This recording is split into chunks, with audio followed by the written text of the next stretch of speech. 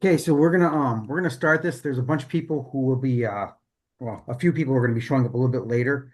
But I just want to go over some like Zoom meeting rules before we start.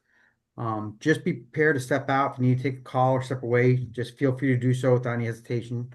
Um, if you're not speaking, if you just mute your microphone, that way we don't get any background audio. Um, we encourage participation. Don't hesitate to ask questions, share your comments. Your input's going to help us all learn together. And just remember that I don't have all the answers. I don't think anybody here has all the answers. So I learn something new every day, and your contributions today are going to be valuable. My goal today is to learn alongside you guys and gather insights that I can share with my students, and hopefully we can all just grow together. All right. With that, we're going to start. So we are recording this meeting, and if everything goes right, I should have this posted on YouTube probably tomorrow. So if anybody wants to see this.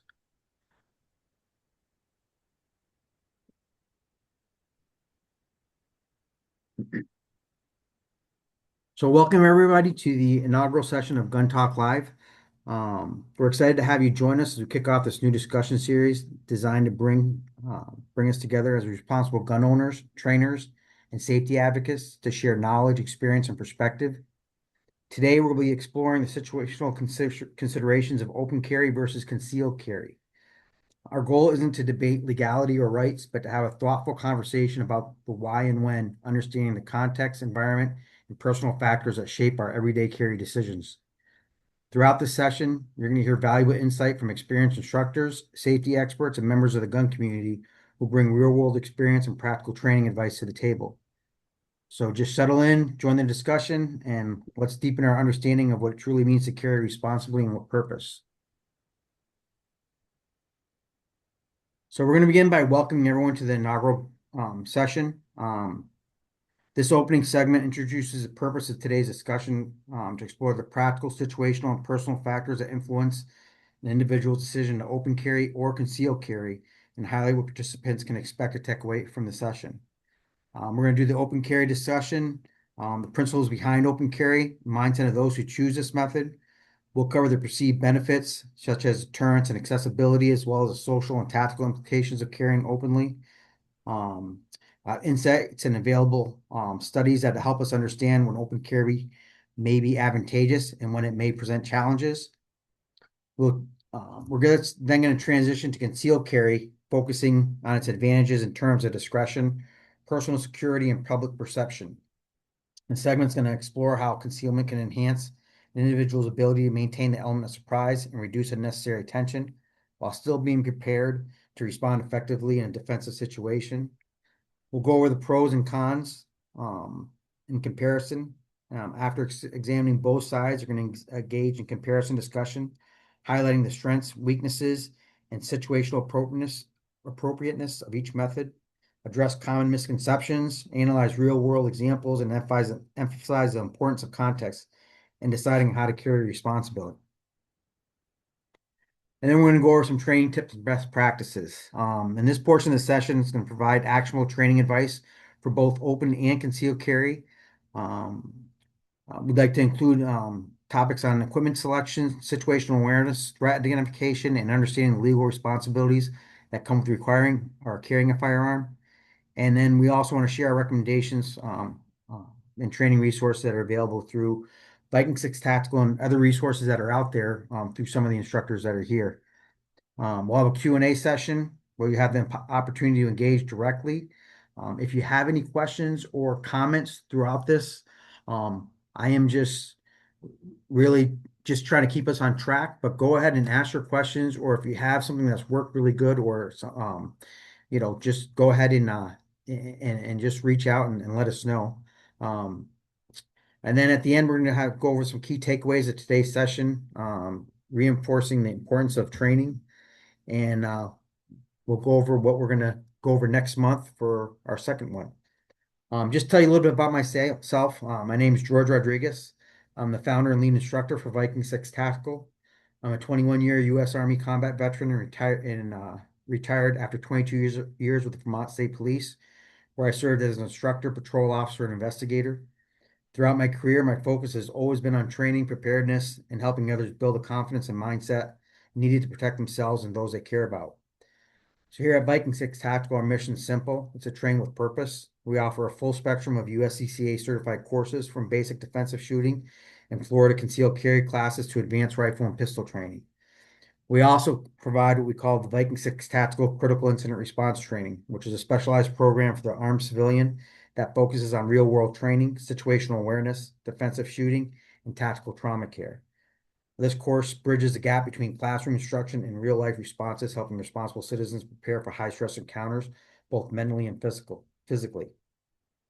So we're not just about firearms training, it's about developing capable, confident protectors who understand their responsibility and skill go hand in hand.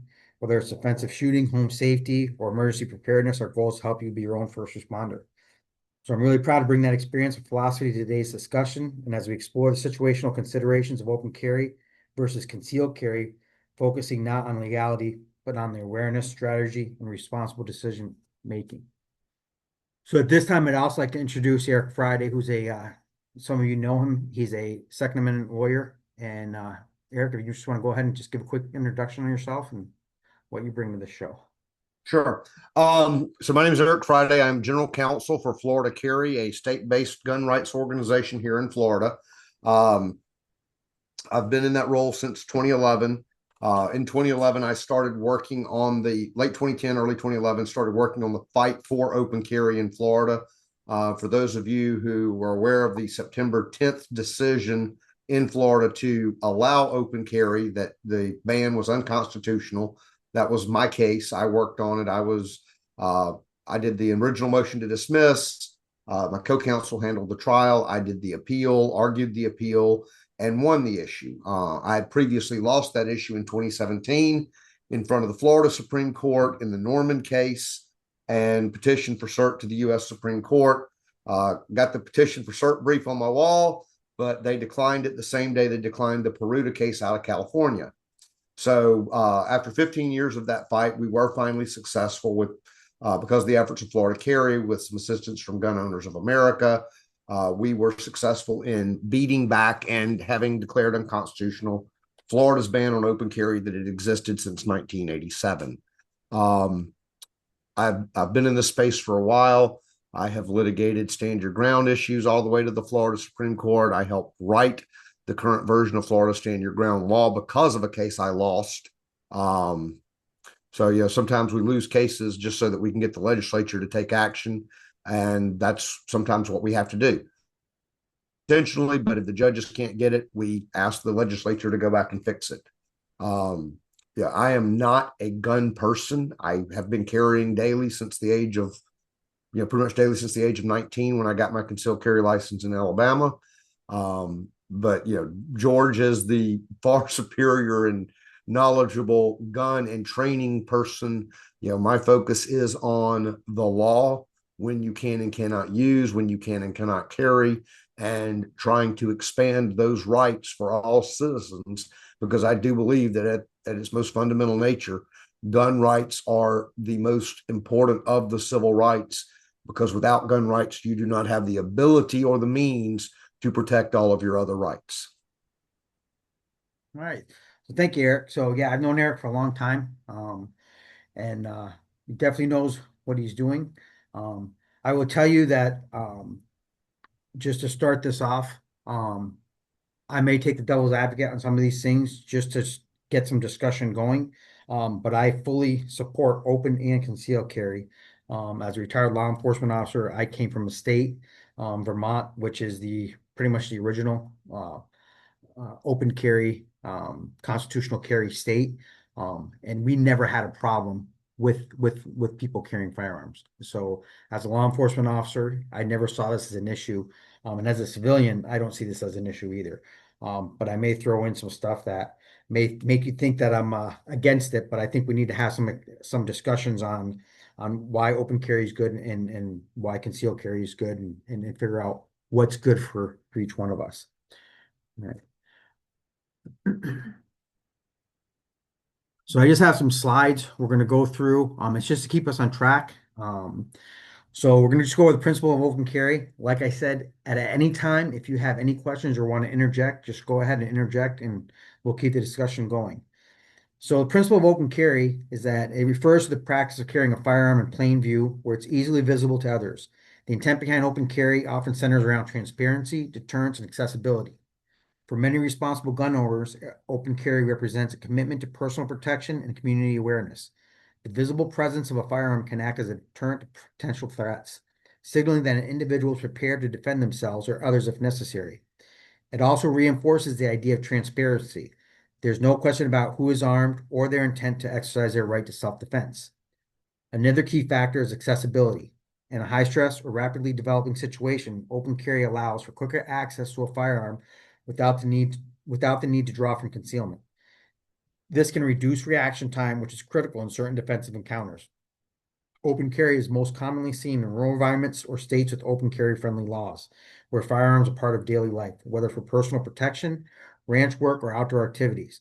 However, the choice to open carry should always be accompanied by heightened level of situational awareness, professionalism, and respect for public perception. Open carry at its core is not just about displaying a firearm, it's about responsibility, readiness, and restraint. So when discussing open carry, it's important to understand the practical advantages that lead some individuals to choose this method. One of the most significant benefits is faster access. In a critical incident where seconds truly matter, having your firearm in plain view allows for a quicker and more efficient draw. There's no need to lift or clear clothing, reducing the time between recognizing a threat and being ready to respond. Carry also makes it easier to carry larger firearms. Without the need to conceal, individuals can choose a full-size handgun that offers better accuracy, capacity, and control, features that can make a real difference in defensive situation. Another often discussed advantage is visible deterrence. In certain situations, the presence of an open carried firearm can discourage criminal intent before it begins. While deterrence can be situational and depends on context, many open carriers believe this visibility promotes a safer environment by signaling readiness and awareness. Finally, open carry offers transparency, a lawful and visible demonstration of one's right to bear arms. It reinforces the principles that responsible citizens can exercise their right safely and openly while maintaining professionalism and respect for others. In short, the advantages of open carry center around accessibility, capability, deterrence, and transparency. Qualities that, when applied responsibly, can enhance both personal security and community awareness. So, in saying that, what do other people see as advantages of open carry? And what I'm going to do is I'm going to make notes on all this, and eventually, what I want to do is we want to put out a really good training program on the pros and cons. So, what are some other advantages that people see with open carry?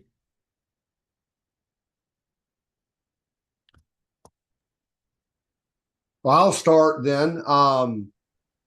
So the advantages when it comes from strictly from a standpoint of, hey, we've got this right. When is it a good idea? What are the advantages? I do believe that in the day-to-day world, with dealing with your average criminal person with a criminal intent on them, I do believe it provides a deterrent effect.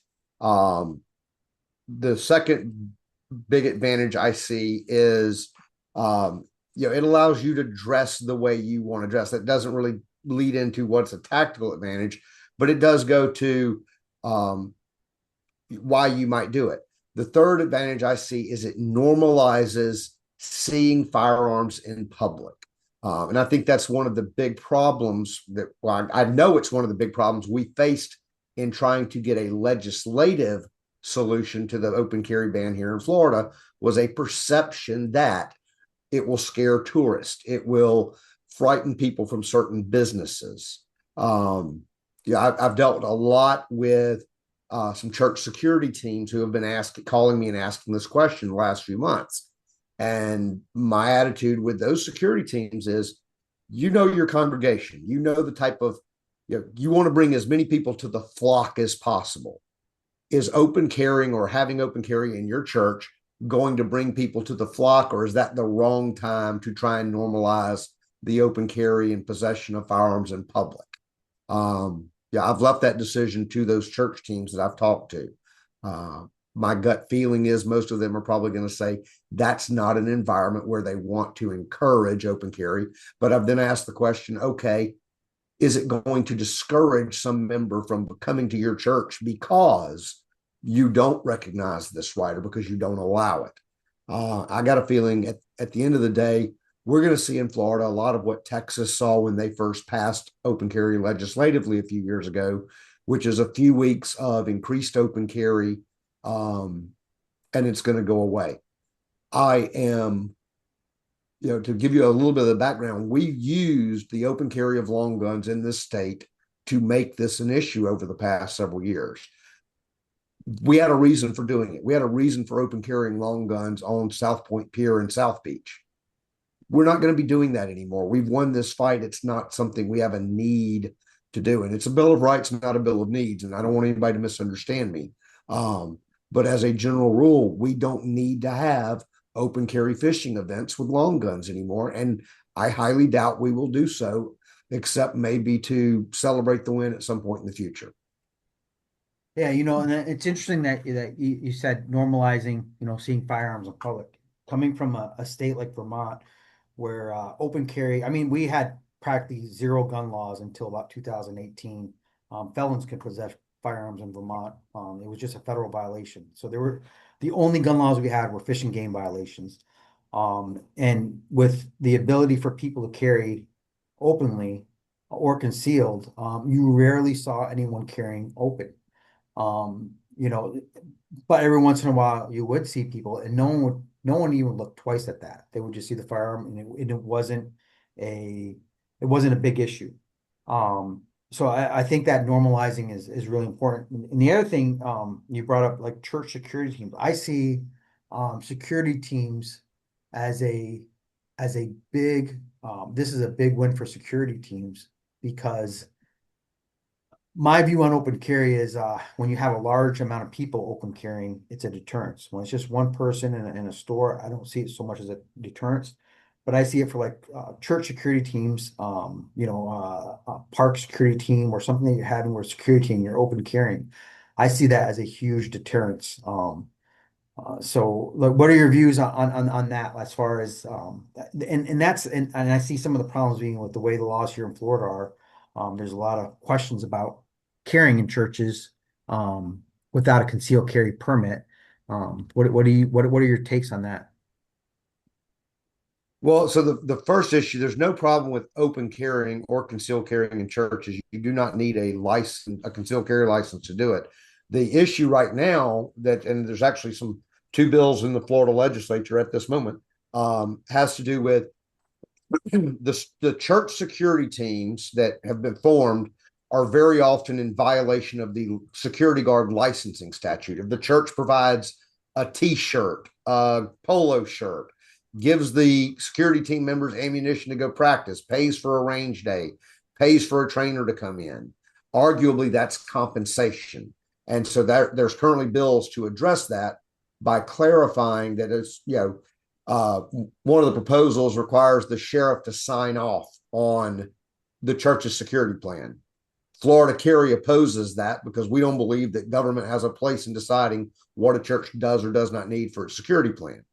What we support in the bill and in the two bills is clarification that de minimis compensation, such as providing a team shirt, providing ammunition, providing enhanced training, should not count as compensation that then must require the person to get a G license under Florida law.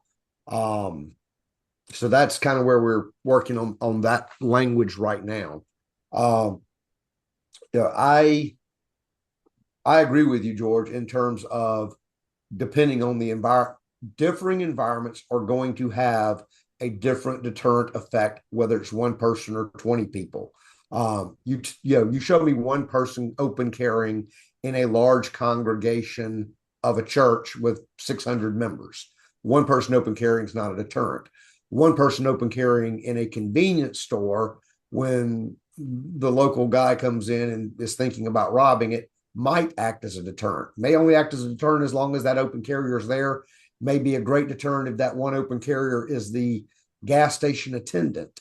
So I think that's an important factor. One of the questions that I've dealt with myself is, okay, what if I'm in a crowd, is open carry appropriate? If I'm not using a more serious retention holster, do I want to carry in a street festival openly, or do I want to conceal in that context? And I'm making those decisions on a day by day, case by case basis. The majority of my open carry today and since September 10th has been, I leave my house, I stop at a gas station, I go inside and pick something up, I go to my office, I'm in my office all day, I go home. Okay, fine, no big deal. Why not? Why worry about putting a jacket on for certain transition spaces? Um, that's what I've done. When I went to a street festival recently here in the downtown area, I covered it up. Why? I covered it up because I didn't want the hassle. I didn't want to create a situation where the visibility of my firearm might cause conflict with somebody. It just wasn't worth it in that moment. And so I concealed. So sometimes it's about what do you want to have to deal with, not what other people's reactions are necessarily, but what do you want to have to deal with as a person carrying a firearm?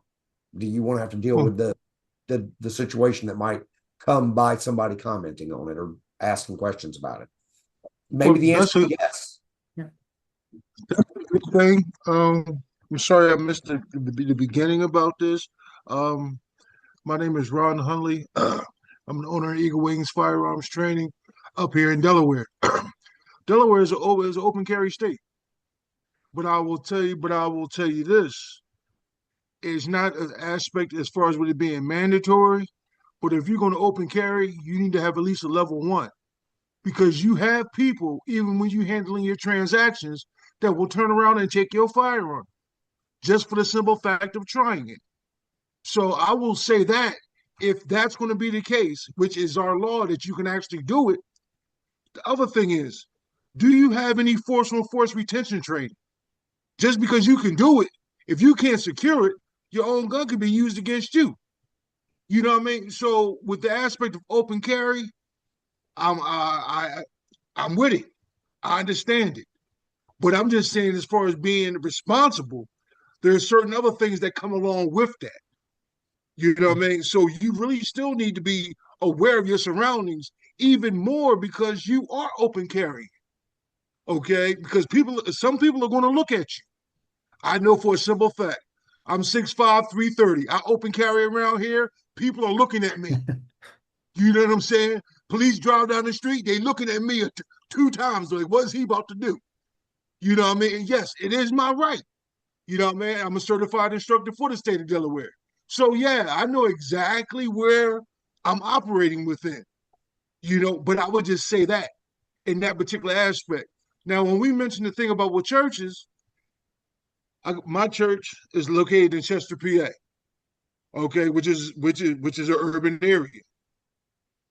Yeah, I could do it, but at the same time, the element of surprise, for the simple fact that there are certain people that just want to try you, just want to try to see what they can kind of get away with. This is what you kind of deal with up here. And I grew up in Philadelphia, so I know for a simple fact what you can do in the rural areas outside of Philadelphia, you cannot do in the city.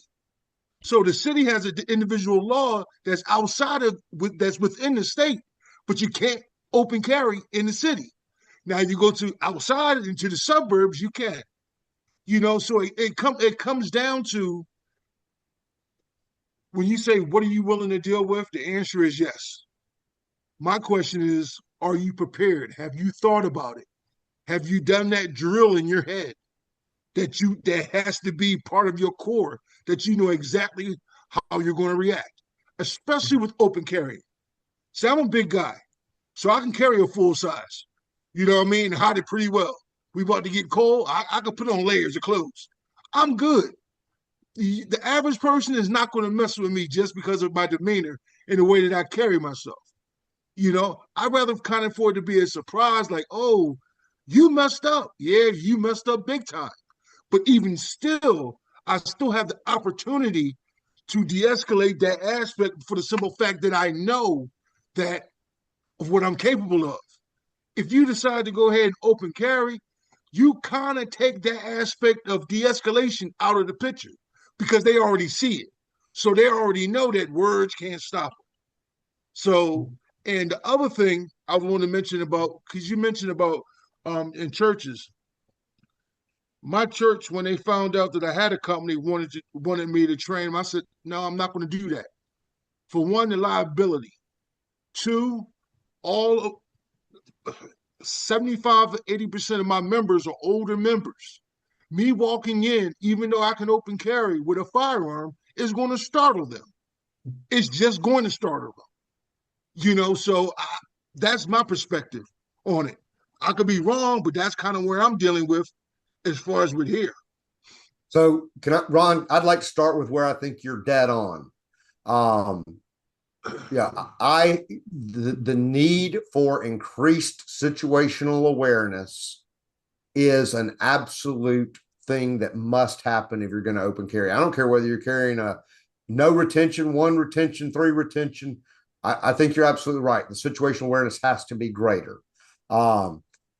What I might advise or suggest is a good idea, such as a level 1 retention holster, is at the same time something that I'm going to vigorously oppose any governmental attempt to regulate or dictate.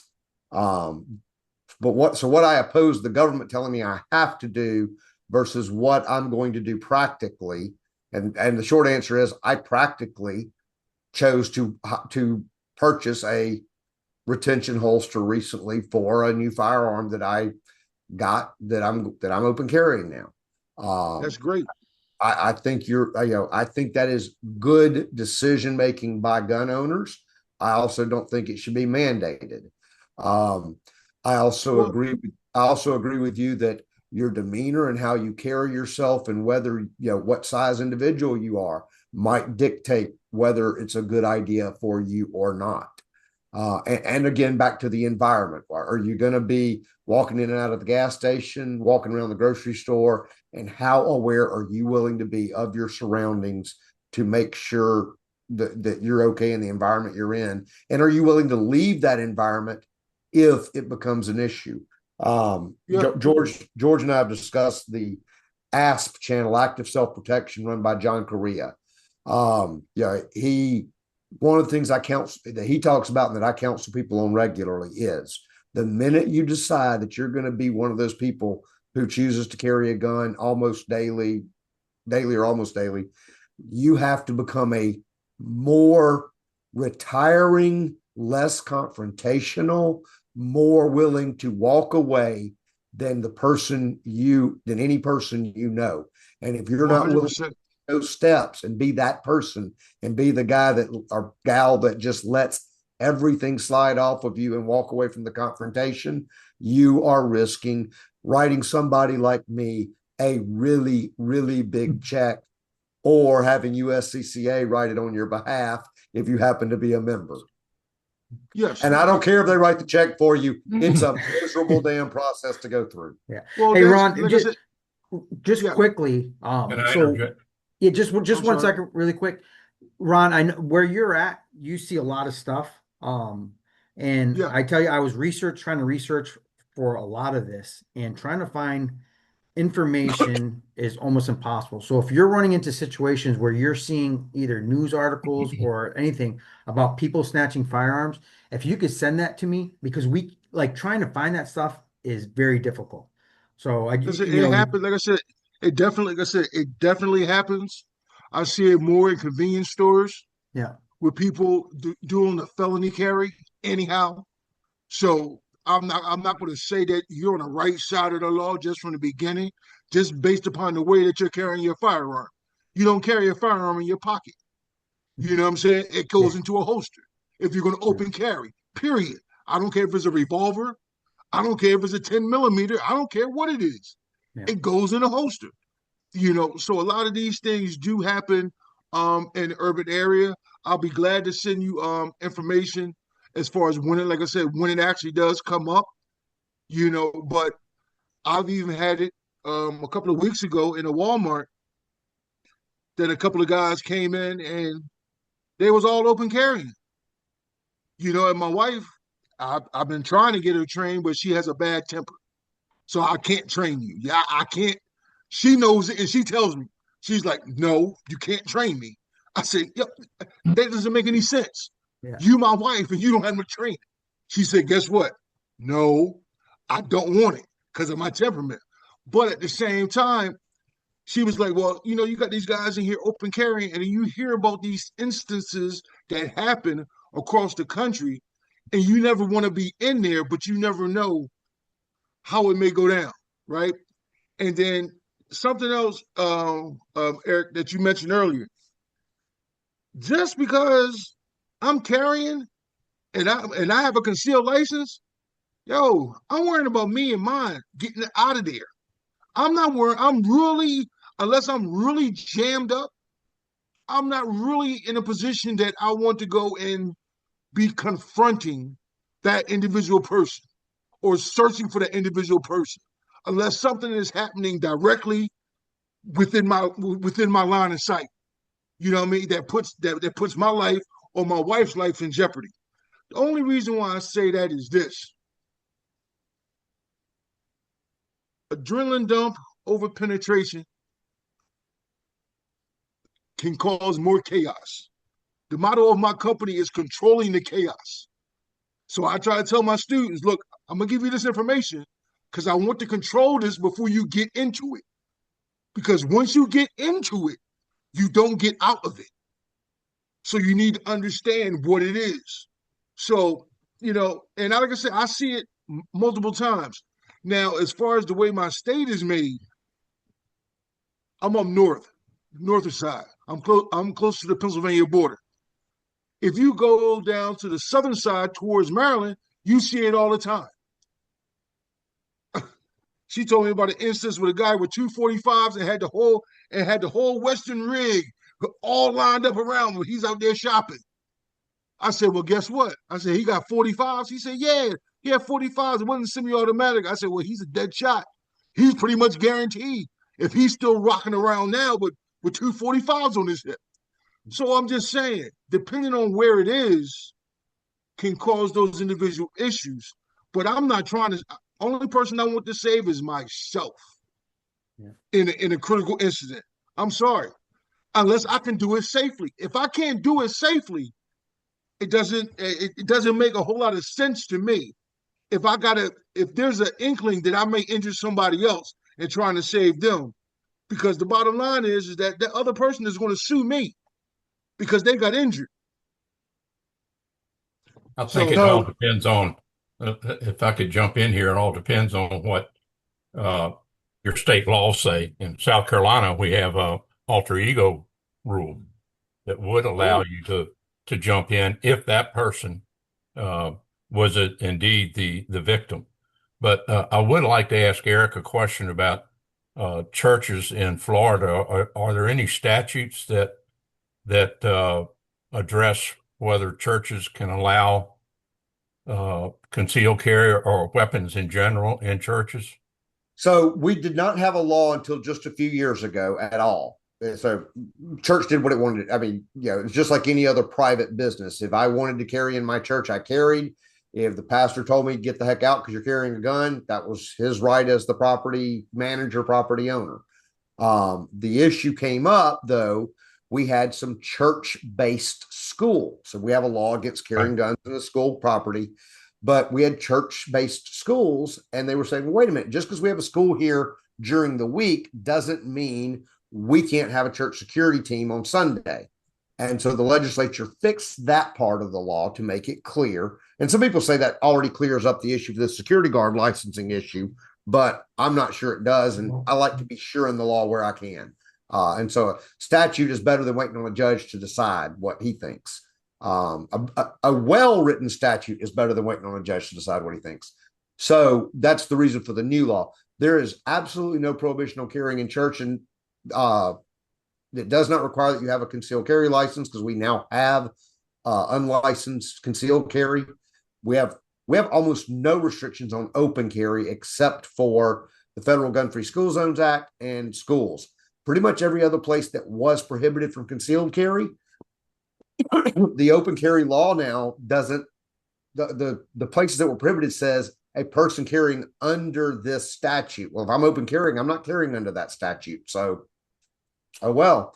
And we're waiting to see if the legislature is going to address that or not. That's, we'll see. We're asking our members at Florida Carry to not push that boundary right now. We want to give the legislature a chance. But, to me, the important part, and I've had calls recently from some private schools. Well, I'm a private school and I want to let my teachers and staff carry. And my answer to them is there's actually an attorney general opinion that lets you do that. But are you sure your county sheriff or your police department is going to follow the attorney general's opinion? Right. And my answer is I wouldn't be sure at all of it if I was in your shoes. And so I have a standing offer that if a private school in the state of Florida wants to challenge their local sheriff saying, no, you can't because you're a school and the school law applies, my answer is their private property rights control over what the local sheriff might say, because our statute says no carry on school property except in support of school sponsored activities. And I have an AG opinion from when Pam Bondi was the AG in Florida that says in support of school sanctioned activities includes the safety and security of the school. And so if a private school or even a public school wants to authorize carry, I believe they have a right to do so in Florida, but I wouldn't take that risk without getting a definitive answer from your local sheriff or getting filing a lawsuit to deal with it. And I've offered to do that on a contingency basis for any school that wants to challenge it. And the reason I was asking that, I live in South Carolina, and churches that I work with, I do advise them, even though we're constitutional carry, to have in their protocol and their plan that members of their safety team have a concealed carry permit. And my thinking behind that was that's another level of training. Should you have to prove something in court that you at least went further in your training rather than just buying a gun. So in South Carolina, the statute reads that it's up to the church and the church leadership to decide whether they will allow, and in this case, it's only concealed carry in churches. So there is no issue of open versus concealed. It just the church has to make the determination. Sure. So do we have any more advantages for open carry that we want to talk about? I got one. Yeah. Now I'm not worried about printing when I'm concealed carry. I think that's sort of what Eric was talking about, going to work and stuff. Just throwing a shirt over it. Now you're okay. Before you had to make sure it wasn't printing, although, and Eric can correct me if I'm wrong, I believe that the Florida statute, printing wasn't brandishing. Printing wasn't an issue here. There are states where it was an issue and would be an issue if they didn't have open carry now. Printing was never an issue here. The concept of printing, at least from Florida's perspective, was more about, do you want that element of surprise? And this gets back to, okay, if you truly believe in the element of surprise argument for concealed over openly, how concealed are you? Because if you're printing like crazy, you're both losing the advantage of quicker access from open and losing the element of surprise benefit of concealed. And so you're really putting yourself in the worst possible situation, arguably, if these are the benefits and trade-offs that we're talking about.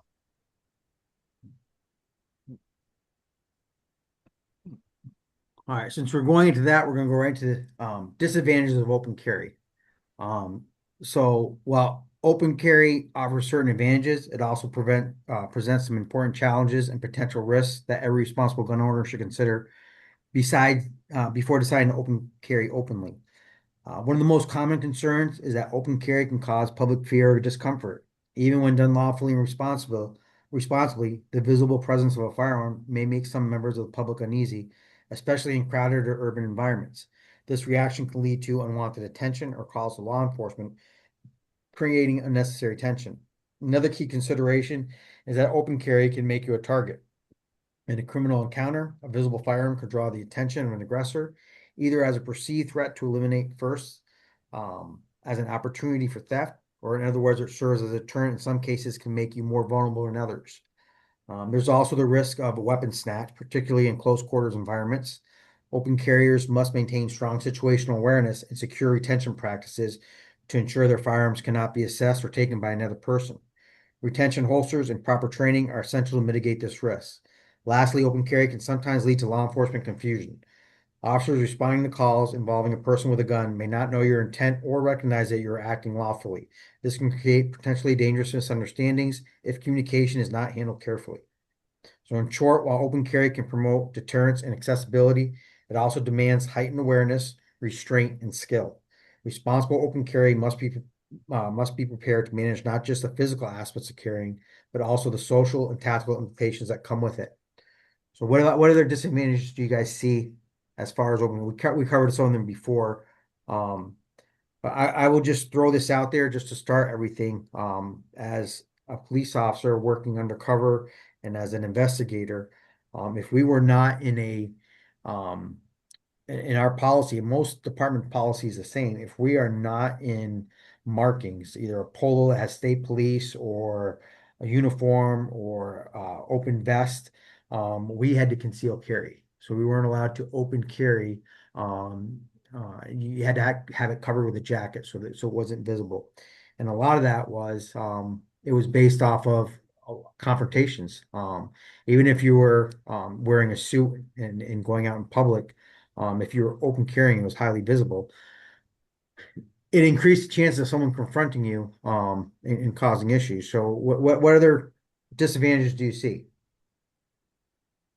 So, yeah, I want to specifically make a couple of points here. Yep. Number one, when we started this fight, when Florida Carrier started this fight in 2011, we kept getting the snatch issue.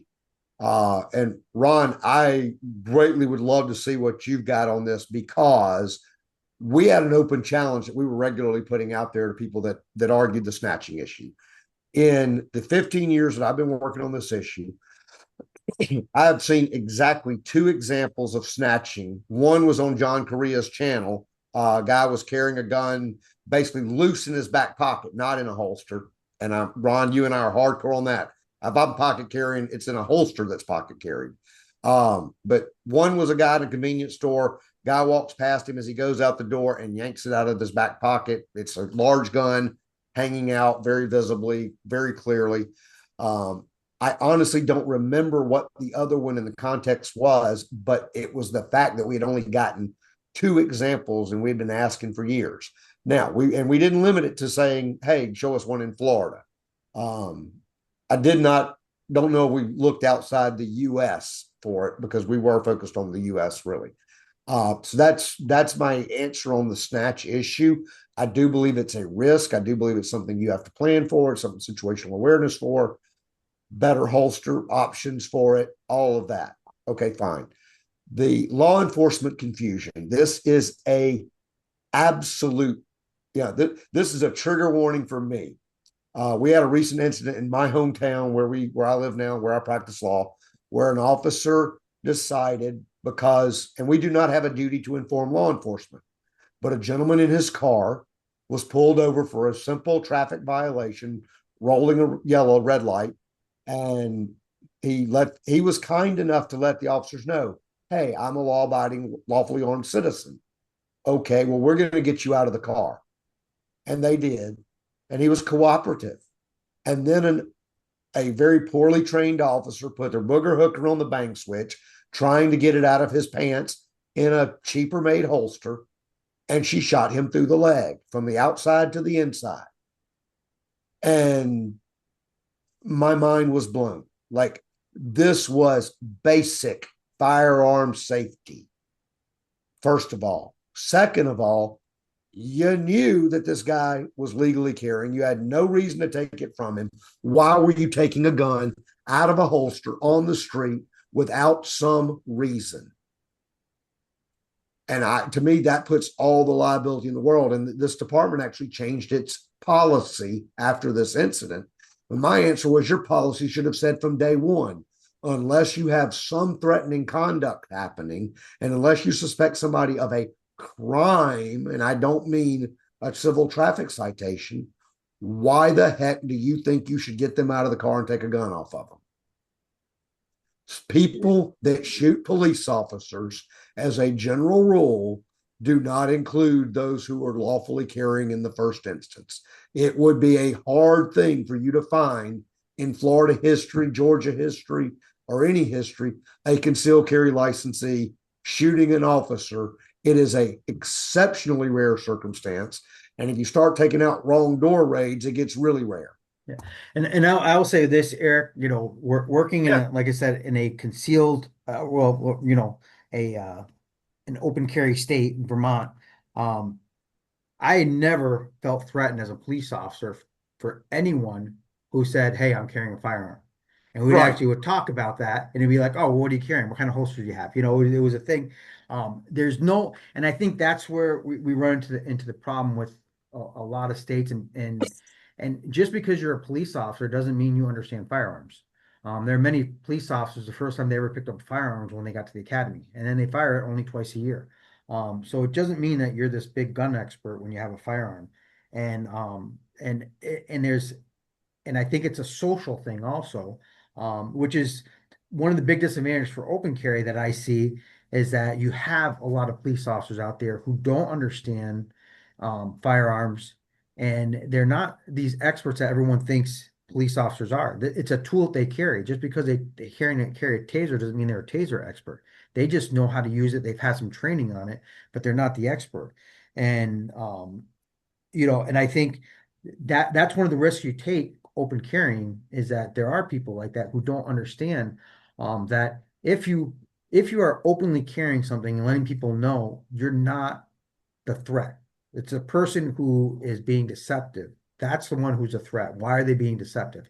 So I don't see the person, for me myself, I think, open carry, you know, in a common sense approach would be like they're less of a threat for law enforcement, but knowing law enforcement and training with many different agencies, it can be a risk, and it can be a disadvantage by open carrying.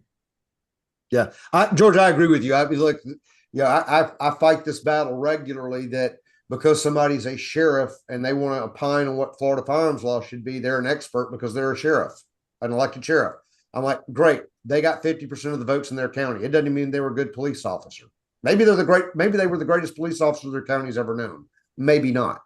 It doesn't mean they know the law. Doesn't mean they know guns. Doesn't mean that they're competent to opine on open versus concealed carry. My primary opponent in the last 15 years was the Florida Sheriff's Association. But in 1987, when they were passing statewide concealed carry in this state, the number one opponent of concealed carry wanting open carry to be the way that it went, and their arguments was, we want to know who's carrying the guns, and so make people carry them openly, was the Florida Sheriff's Association. So it's a huge transition from 87 to 2011 that the Florida Sheriff's Association changed their position of, we want all the guns openly, to, God, no, please make all the guns stay concealed. We don't want them openly. Why was that?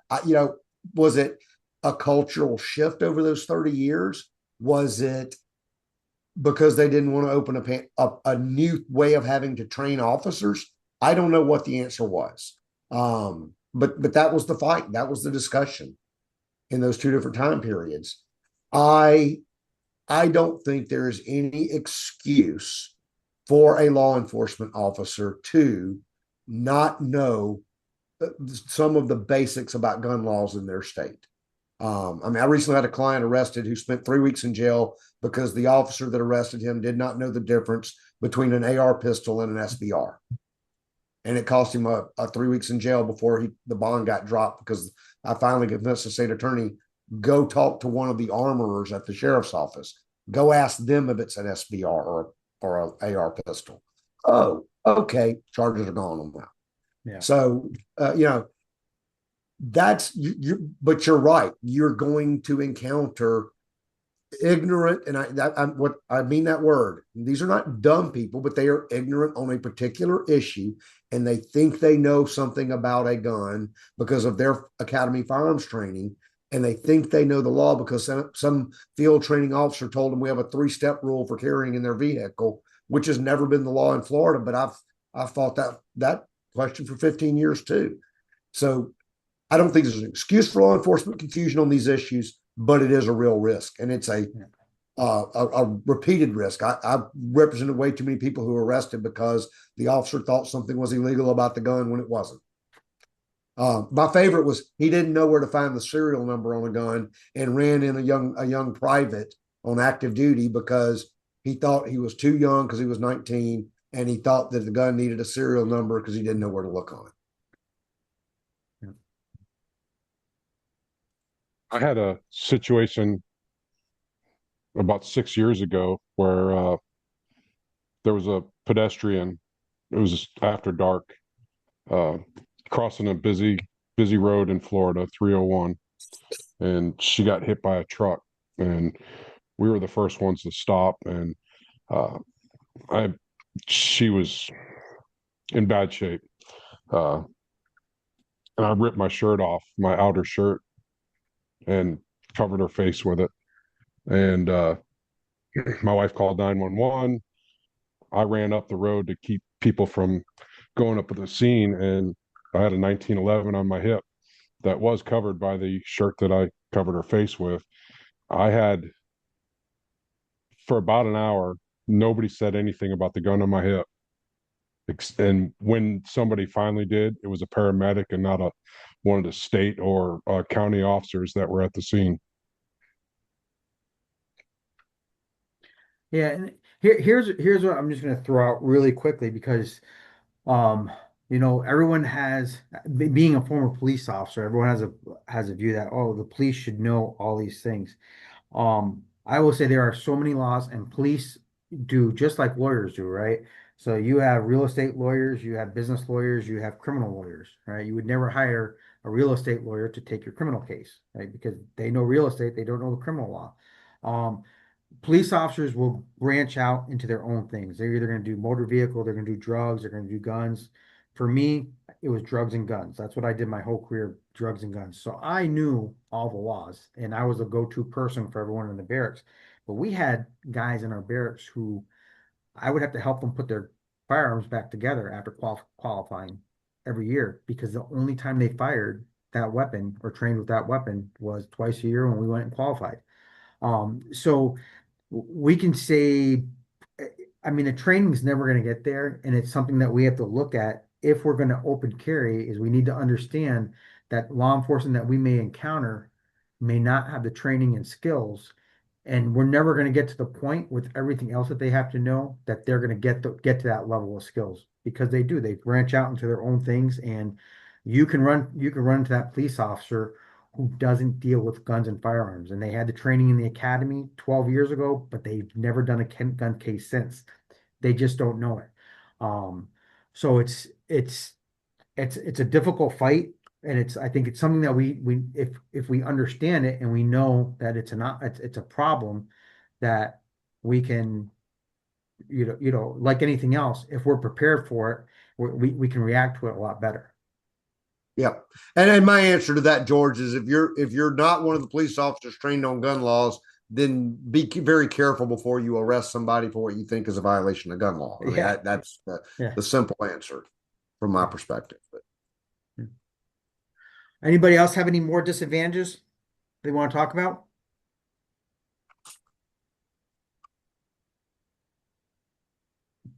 All right, so I threw this slide in for research and open carry. And one of the big reasons I did this, so it's important to go beyond the opinions and examine what research and data suggest about its potential effects on safety, behavior, public perception.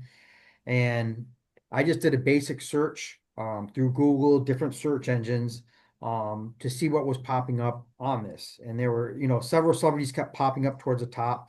I do not necessarily agree with these studies, and there may be others out there that completely contradict these findings. However, these are the ones that are appearing on multiple different search engines whenever you look up any of this information. So even if there's information that counters this, the average person is only going to see this information. And one of them was, and a lot of these are from Department of Health, but California did a study. There was, there's a, it was a peer-reviewed study that examined firearm-related deaths in California following the state's ban on open carry, and it showed a 3.7% reduction in firearm deaths. And then when you really dig down into the study, they're looking at, because they put suicides in there, and that really reduced the numbers, because if the firearms weren't accessible, they were doing something else. But the suicide rate didn't drop. It was just they didn't use firearms, right? But the data is showing that, hey, there was a 3.7 reduction in firearm deaths. You know, the biggest one is, I think, number 4, which is the 61% support limiting open carry at gatherings, right? So according to a public health study, 61% of the respondents supported restricting open carry at large public gatherings, such as protests, festivals, and sporting events. The findings reflect ongoing public concern about safety and situational awareness when firearms are openly displayed in crowded or high-stress environments. So when you look at these studies collectively, they're revealing what everyone, who the people who aren't gun people, it's what they're seeing. And even though it's legally protected in many areas, it really is a complex and divisive issue. And it suggests that public exposure to firearms can influence both behavior and perception, from potential reductions in violence to heightened social tensions. And like, for the responsible gun owner, I see this as, if you understand this research and what people are seeing, and you understand that 61% of the people out there, or a vast majority of the people out there, really, they support limiting open carry in these large areas. When we have a gathering, and you have, and you see it right now, where people are walking down 301 here in Sumter County, with AR strapped to their back just because they can. And that perception is what leads to bad laws for us. So, I'm not sure what the answer is, but this is what, when you look up this information, this is what pops up. There's no pro-gun information that's popping up on the internet, which is where the majority of people are getting their information from. I got a question. Yeah. And I know that this is something that's in Delaware, and they have individual, like, different laws within it. As in, you can open carry, but if you're going to, like we have the Rodney concert, which is the big jazz concert, you cannot open carry in that concert.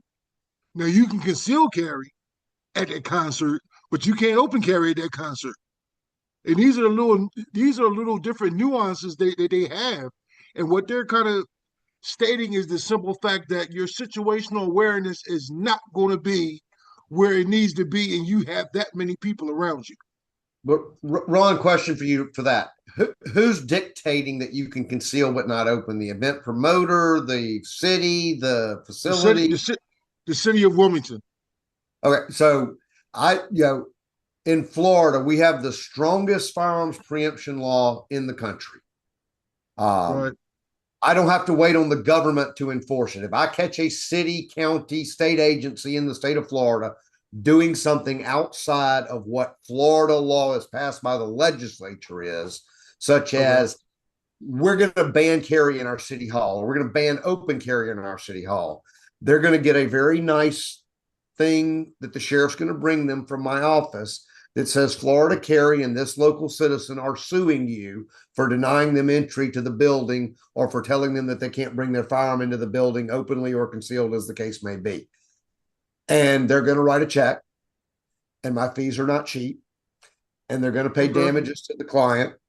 and there's a risk that the individual in charge of that department is going to get fined $5,000 personally payable out of their pocketbook. They can't use taxpayer funds. And if they use taxpayer funds to defend themselves, they may have to pay those back too.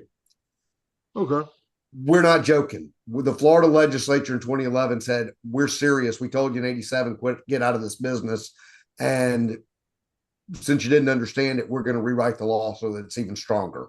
Right. That's the answer here. We currently have what we call the municipal two-step going on in Florida. City owns an arena. They lease it out to they contract it out to a management company. The management company licenses the use of the facility to a promoter, and the promoter says, oh, I don't want guns at my event, at my concert, at my whatever. Right. That's a pending thing that's going to be coming up in future lawsuits in Florida. Frankly, I just had to wait till I had the time and the right case to do it, and I now have that. So that's a coming attraction. Okay, I have another question then. Like as far as the qualifications that I had to do to become an instructor in the state of Delaware, it tells me certain places that I cannot carry, period. So it doesn't matter whether it's open or whether it's concealed. The bottom line is that you can't do it. So like, what are some of those? So I'm really I mean, I understand where you're coming from as far as with there, but as far as for me getting my credentials every year, I signed that I was going to go along with this. And like I said, and then it kind of makes sense to an extent. I mean, it makes sense. Like if you go into a hospital, you're not carrying a firearm in the hospital. They make you go through a metal detector here. Now here in Delaware, you go to Christiana Hospital, you're walking through a metal detector. The only way you're not walking in through a metal detector is if you coming in on a gurney. But if you're walking in through a metal detector. Just as an example. So they enforce it. If it's a private hospital here and they want you to walk through a metal detector to come in, that is a private property rights issue. If it is a government-owned hospital in this state and they are denying somebody carrying in a government-owned hospital, as a government, they don't get to make that choice here. We have a list of places in our statute where you are not allowed to concealed carry, and they may add open carry to that list. But until the legislature does it, if it is a government-owned facility, they don't get to make that decision. And if they want, my city hall makes me walk through a metal detector, and I do so with a visible firearm on my hip, or before September, a concealed firearm on my hip. But they don't get that decision. In Florida, that is the legislature's decision. And yes, like you, I signed a list of places that I cannot carry under my concealed carry license. That doesn't mean that they're legal prohibitions, though, and some of them are going to be challenged as illegal prohibitions. That issue is actually, a friend of mine's handling that issue. The U.S. Supreme Court just accepted certiorari. Can the state of Hawaii ban you from carrying in certain places? Well, we know from the Bruin decision, New York State Rifle Pistol v. Bruin, that if it was a place that is analogous to a historical 1791 restriction, the answer is yes. If it's not, the answer is no. And so one example of that is going to be, in Florida right now, it's been decided that I can't carry into a bar. Doesn't matter whether I'm drinking or not, I cannot carry into a bar. Okay. In Maryland. Show me the historical analog for that.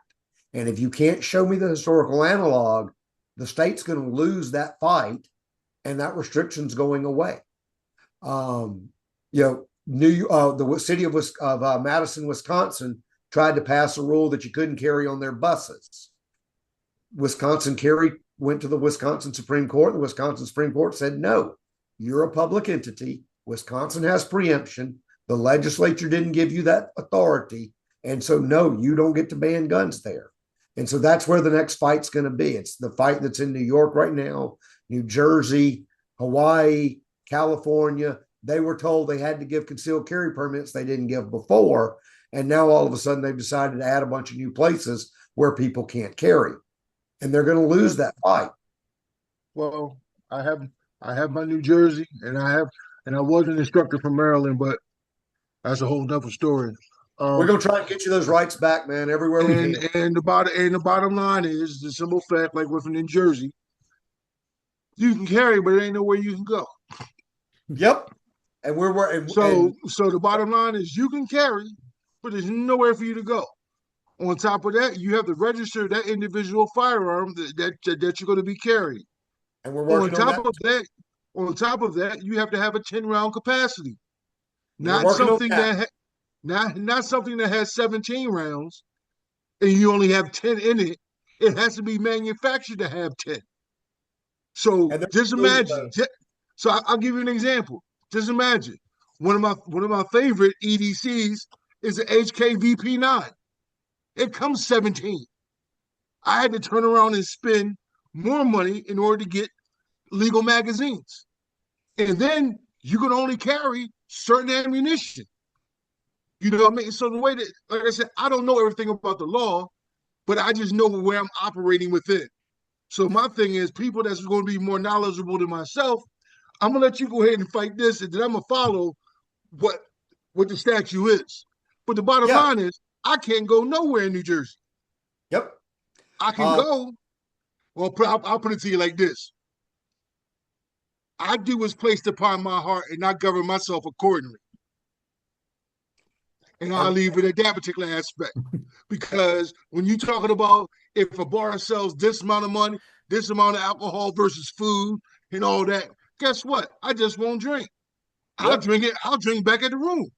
I'll solve that problem a whole lot easier. But what I'm just saying is different states have different laws. Yes. You know what I mean? Like I said, it does. And Maryland is a beast. Yep. And you know what I mean? They've all been told, as of June of 2022, they have all been told, here's the new rule, here's the new standard, either meet it or get rid of your laws, or you're going to get sued and lose. And well, they're going to get sued and lose then next. Yeah. I mean, I just went through it. So if that's the case, then I'll just sit back and just turn around and wait. But even with you come down to certain type of ammunition that you can carry, we all know that target ammunition, you got over penetration issue. Yep. No matter what, period. But at the same time, you're telling me that this is all that I can carry. So now at the same time, I got to find a manufacturer that I can kind of skirt around, you know what I mean, this individual issue, in which I found one. But the bottom line is like, ain't this about something? Ron, so you want to be plaintiff? I'll put you in touch with somebody in New Jersey. Don't get me tied up in this, man. I'm just sitting on the other side of this, like, hey, like, look, wow, okay. You know, in my family, we do go to New Jersey from time to time. You know, and my wife used to always want to say, I'm just going to surprise you. And she couldn't figure out why I'll get upset. I'm like, you just can't surprise me. I need to know where I'm going to. Yep. You know what I mean? I said, because I carry with me at all times. Even in my own house, I carry with me all times. Wherever it's going to go down, it's going to go down. So I just can't, for the longest time, I didn't have a license with Maryland. I just can't go across the border. No, I can't do that. You know what I mean? It just, you know, so it's just certain things that when you become an instructor, you have to kind of have to the forefront, because if you teach somebody, you have to teach somebody about the nuances of what it is. Like there's a certain area that's out here that if you cross one side of the street, you're in Pennsylvania. Yep. Now, if you get caught with a gun in Pennsylvania and you're from Delaware and don't have a license for Pennsylvania, you're jammed up. You're jammed. And Ron, I recently got to meet the attorney that represented Shanine Allen, if that name means anything to you. She was the lady that was in Pennsylvania and accidentally drove into New Jersey and got popped. Oh, see, that's that. Now, here's another thing. I'm gonna tell you something about Pennsylvania. Pennsylvania give you your license to carry, They don't give you no education, nothing, Good. nothing. You know Good. nothing. So you got people with guns that don't know how to shoot. That's what you Good. got. You know what I mean? And you don't know what the law is. So, Ron, I'm an absolutist on the Second Amendment. Okay. I oppose all state training requirements. I oppose all state permit requirements. I oppose it all. It is each of our individual responsibility to decide how much training we get, who we get it from, and where we get it. And that is now the case in Florida for open carry and concealed carry. And that is something that I fully support. I advocate for anybody to get trained, but I do Right. not support any legal restriction or requirements for training. We So got that right to carry a gun when we were born in this country or became a citizen of this country. We don't have to get any other permission, and that's what I've been fighting for so long.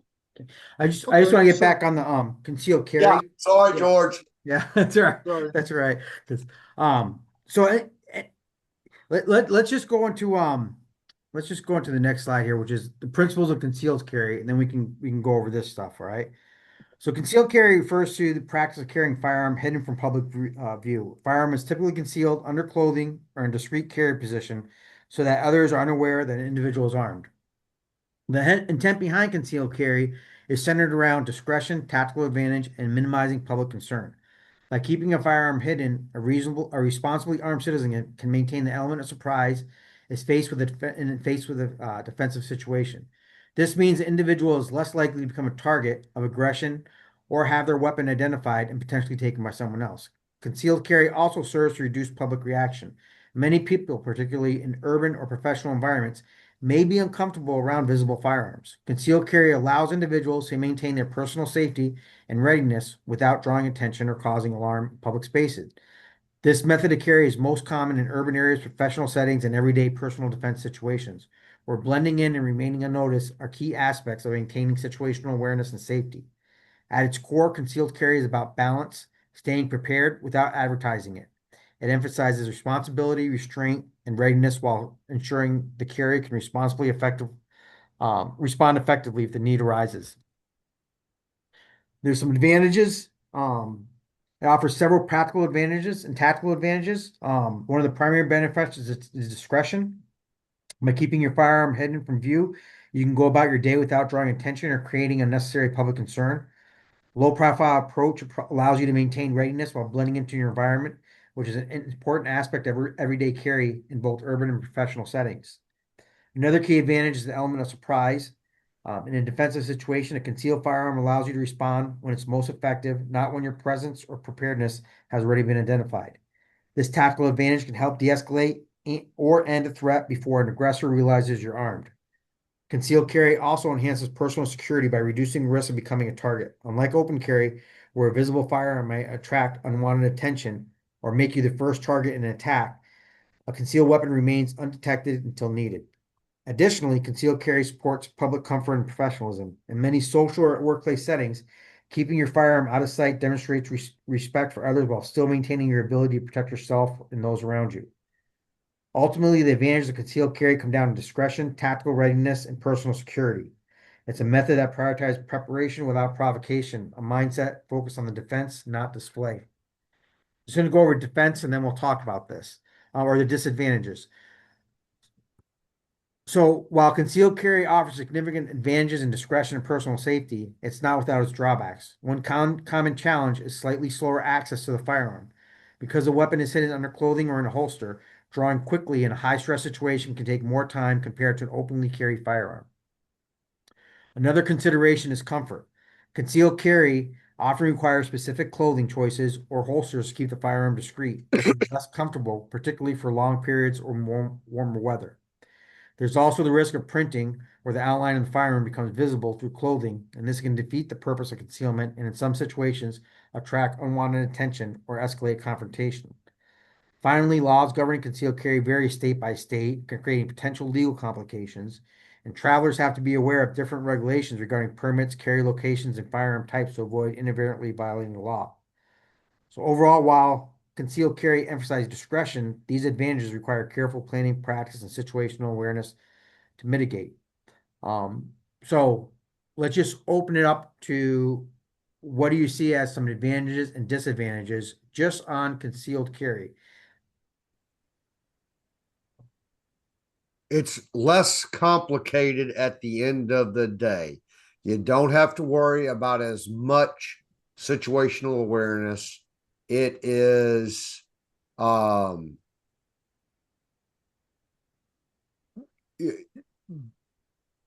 it's just less complicated. That's, to me, that's the huge advantage of concealed. But I hate dressing around the gun. Hated it from day one. I am a tucked in shirt kind of guy. I don't care for having to, have a shirt untucked to hide it. Wearing an overcoat is the disadvantage. I fought this fight, George, primarily because I thought it was important and I saw people getting jammed up in stupid situations. And I do like being able to open carry most of my day, but I still regularly conceal a lot because it just is simpler most of the time. Yeah, I agree 100%. You know, concealed carry makes it difficult, especially as we progress in our age, in our body shape. Concealed carry is really designed for that 18-year-old body that's can run a mile in 5 minutes. As we get older, I've found it more difficult to conceal carry, uh, just because it is a little bit more uncomfortable. But one of the things that I have learned is that um, you have to take your holster and make your holster adapted to your body type. And once I started doing that, I found that I carry a full frame concealed. I can carry it with a tucked in shirt. I can carry it whatever. Like I don't, it doesn't affect my clothing at all. Um, I will say, does it take a little bit longer to draw from a concealed? It does, but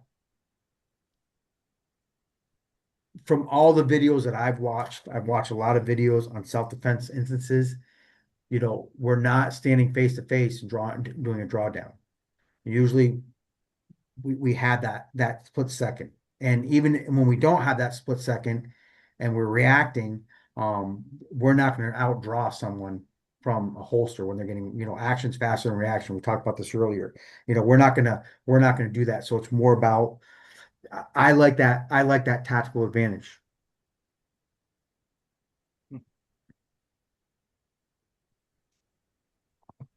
I got a question. Yeah. Um, I and I just want your thoughts on this. When I teach my students about concealed carry, one of the things that I tell them is that this is a lifestyle. This is not something that you just pick up one day, and you have to address the individual part.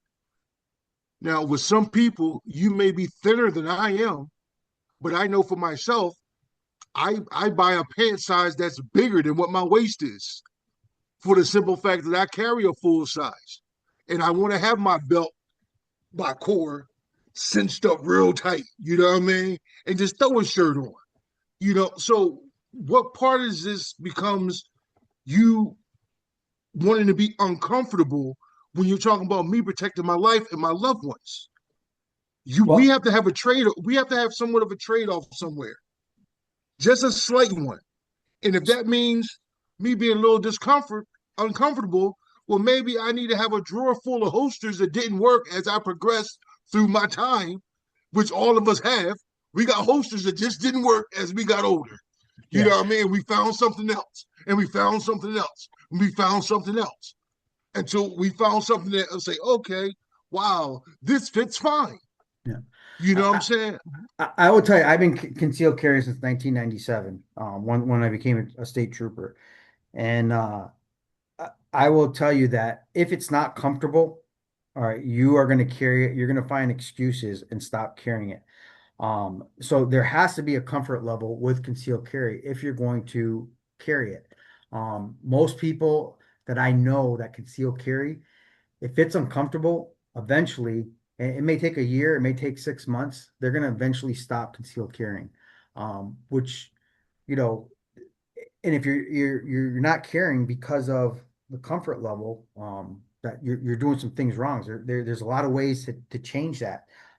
Jerry made a point in the chat, and he's like, whichever way you carry, it's vital to train, train, train, and that's what it really comes down to too. I think whether you're open carrying or concealed carry, it's training. And in Yeah. another slide, we're gonna get into some different training for open and concealed carry that we need to start focusing on, especially here in Florida with open carry. Um, but You I see, think it comes down to comfort. You have to have a comfort level when you're carrying because, yeah, I can carry uncomfortable, but how long am I going to do that? right. And see, and the difference is that because I don't know where everybody is from, but if you're in Florida, your weather's completely different than what it is in Delaware. Y'all don't know what cold is. You don't know what putting on extra layers of clothes are. You Yeah. know what I'm saying? So at the same time, it's like, okay, I switch a season. Technically, I switch a gun. I go from a VP9 to my VP40. I need something a little bit heavier because people gonna have on clothing. You know what I mean? But it's basically the same structure. You know what I mean? But at the same time, this is something that we just have to do based upon our geographical location. We have to change.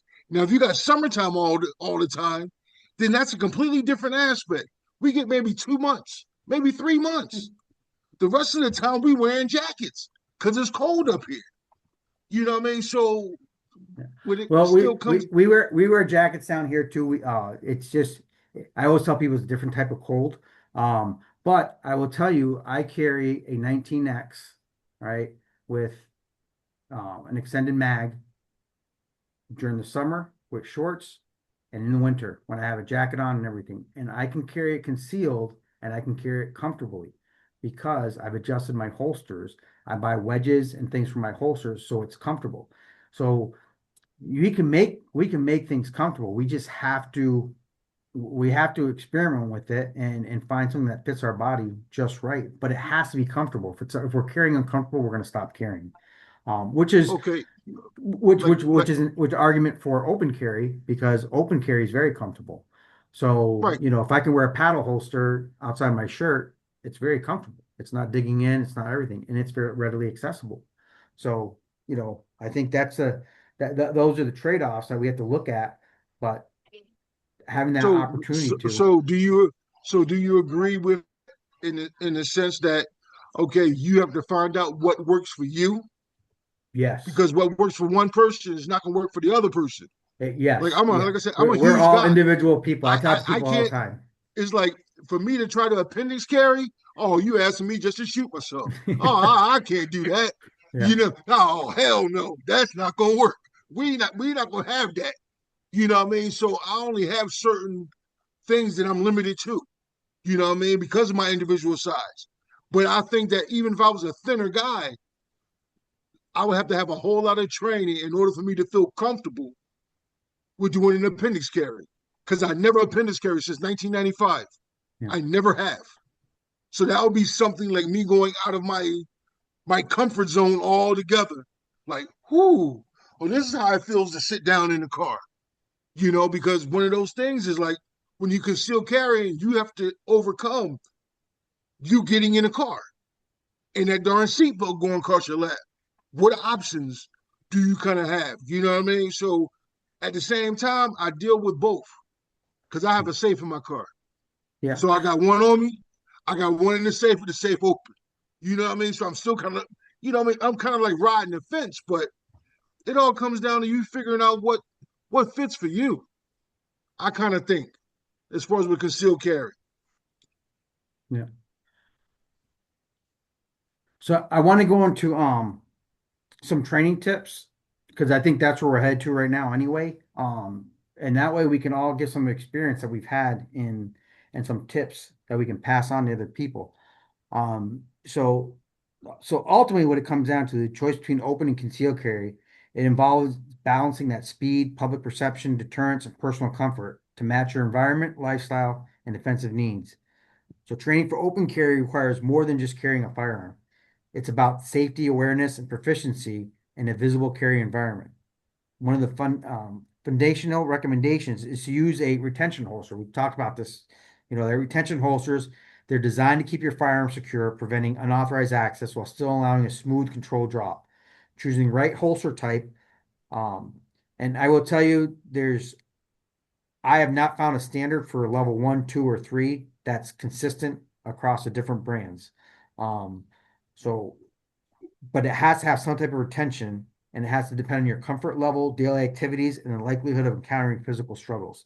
Equally important is practicing retention drills regularly. So these exercises simulate attempts by an aggressor to grab your firearm, and it could be while it's in the holster or outside the holster, which helps you develop the muscle memory to maintain control while drawing safely. Drills should include strong, natural grips, proper body positioning, and controlled movement under stress. Training with a partner or instructor adds realism and helps identify potential weaknesses in your techniques. Maintaining strong situational awareness is critical when open carrying. Unlike concealed carry, your firearm is visible, which can attract attention, both positive and negative. Constantly scanning your environment, identifying potential threats, and planning escape routes can prevent surprises and risks. Awareness also includes observing the behavior of those around you, recognizing when to de-escalate, and knowing when to reposition or leave an area. Another key component is training for law enforcement interaction. Open carry can draw police attention, and understanding how to respond appropriately is essential. Practicing verbal commands, keeping hands visible, and explaining your legal rights to open carry, familiarity with state and local laws governing open carry ensure that you can interact confidently and safely with officers. So some additional tips I have are, drill daily carry routines. Practice drawing from your typical clothing and holster setup to ensure the smooth, efficient access in real-world conditions. Train in varied environments. Open carry looks and feels different in a crowded store versus an outdoor setting. So practicing in those multiple settings to build the adaptability. Focusing on posture and movement. So because it does change how people perceive you when you're open carrying. And then integrating defensive tactics, pairing that firearm training with awareness of surroundings, non-lethal defense options, and verbal de-escalation strategies. So when it comes to concealed carry, it's a little bit different, but that for open carry, that's what I see as the core for training for open carry. And as an instructor, I am changing the way I am training students because of open carry, and and I'm adding this whole dealing with law enforcement and having a firearm visible, because we don't talk about that when we never talked about it before, because it was always concealed carry. So what are your guys' views on training tips for open carry? We just want to talk about open carry now. What type of training tips do you think we should be putting out there to students or to other people who decide they want to open carry? When you're interacting with law enforcement, follow what they're saying from the very beginning. Don't try to overtalk them. Don't try to explain anything, because they're looking at the gun as an individual threat. So you want to be as non-threatening as possible. So the bottom line, police come up, you open carrying, he or she jump out of the car, or dog is going crazy. Just put your hands up. Don't make an individual move. Just listen to what's being told to you. You know what I mean? So, Because they're on a fact finding mission right now. For whatever reason, right now is not the time for them for you to try to prove your point. That would be me. That's what I would tell my students. so I'm One of going the to things I expand. found useful No, please. in training folks is can y'all hear me? Yep. Yeah. Yes. Okay. I use a simulator, and I use the laser ammo smokeless range, and that gives me an opportunity to train people both open carry and concealed carry in terms of I put a timer on them so they can see the differences in how long it might take them to present from the holster from concealed versus open, and get an idea of what are they swinging the gun out versus so that they're not flagging somebody. So from a training tip, I would recommend, or even with a plastic training pistol, you can still puts your students in an environment where they have to recognize the threat and pull from concealment or open carry. Yeah, no, I completely agree with you. We incorporate the yellow guns, blue guns into our training. And I just did a course with Department of Corrections and for Vermont this summer. And one of the things we went over was how we're drawing, especially in crowded areas. We do a high draw where we're pulling up into our high center and then coming on target. And we actually do exercises where, we do low draws and high draws, and you can see how much more strength you have at that high draw and retaining that firearm. And you can't do that with a real firearm just because of the safety things. But with those training firearms, incorporating that training into your training, it's not just about throwing rounds downrange. It's about learning the proper way to draw, learning the proper way, to use your holster. And we identified, I don't know how many holsters which just did not work. Even though they're safari land, but what they were doing, it was not working, and they're switching holsters, and going to a different type of holster now because of that. So, you know, you have to practice these things, and I would say as an instructor, it really you're doing a disservice to anybody coming in if you're just shooting, throwing up a target and just having them shoot rounds and not going over any of these things, they're not going to get this information unless they actively seek it. So I really like putting that information out and going a little bit beyond what just throwing rounds on target. So my issue with, and I generally agree with Ron's advice on the police interactions. It is critical, however, that when you put your hands up and are complying with their instructions, that you state that you're not consenting to the search or seizures. Now, that doesn't mean they're not going to do it.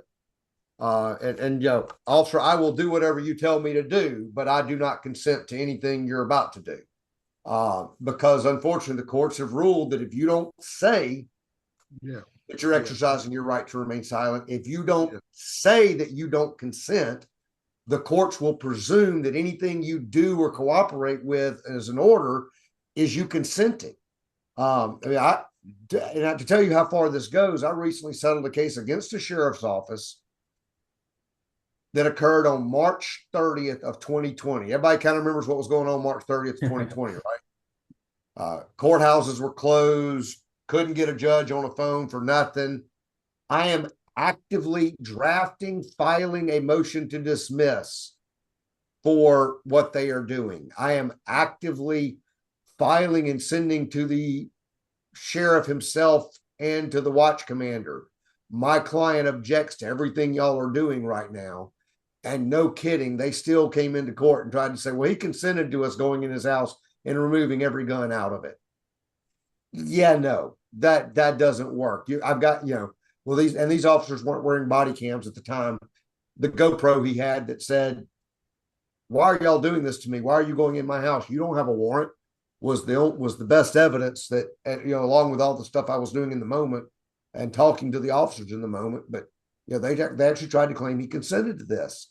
So I do think that you have to do exactly what Ron said, while letting them know you're not going to resist, you're not going to oppose them in any way, but you do not consent. If any of you have watched the YouTubers on some of their things, there's a reason, because those guys, as a general rule, the really popular ones out there, they are really, really well informed on the law. They may not get it 100% right, but they know that they have to be clear that they're not consenting, or later on it's going to be said that they did consent because they didn't say anything. So you do have to do that. You do have to let them know you're not consenting to being disarmed. And way I would say that in the moment is, once you've been clear you don't consent, officer, safest place for my gun is, or for all of us, is my gun in my holster, your gun in your holster. If you're doing anything else, you're endangering us both. So. And I've been through a couple of situations in which I've gotten pulled over and pulled out of the car, and the dog is in the back. The dog is just dog is just going off. You know what I mean? Like Yep. he wants out. He wants to do business. You know, and then he asked me, "Well, do you have a firearm on you?" And I said, "Yeah." I told him where it was at. He was like, "Well, don't make a move." I said, "My hands is up here. I'm too big to do anything." But as soon as I got out the car, his hand went on his gun because I just kept rising. I was driving a little Camaro, a little '87 Camaro. Yeah, I mean with T-tops. I got out the car and he just looked at me. His hand was around his gun. Like, when is he gonna stop standing up? You know what I mean? So, like I said, I do understand it. That that particular aspect is I don't consent to anything you're doing. Is a great point as far as for me to remember. As far as we're saying that, because this is the first time of me really talking about what open carry. Typically, I teach concealed carry.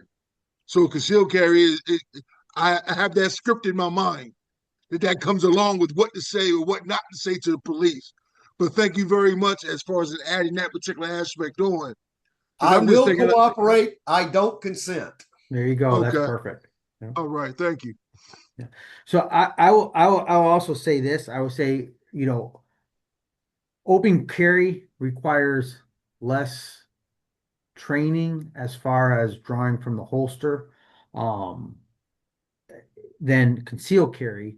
Um, as a you know probably as if we draw a level and say, it's easier to open carry than it is to conceal carry. So your training, I think when you're training people for open carry, has to be more on the whole de-escalation. All right. So it's not even just with law enforcement, but it's with other people. It's going into that store and someone coming up to you and saying, "Oh, you think you're a big guy because you're carrying a firearm and everyone can see it," and de-escalating those things.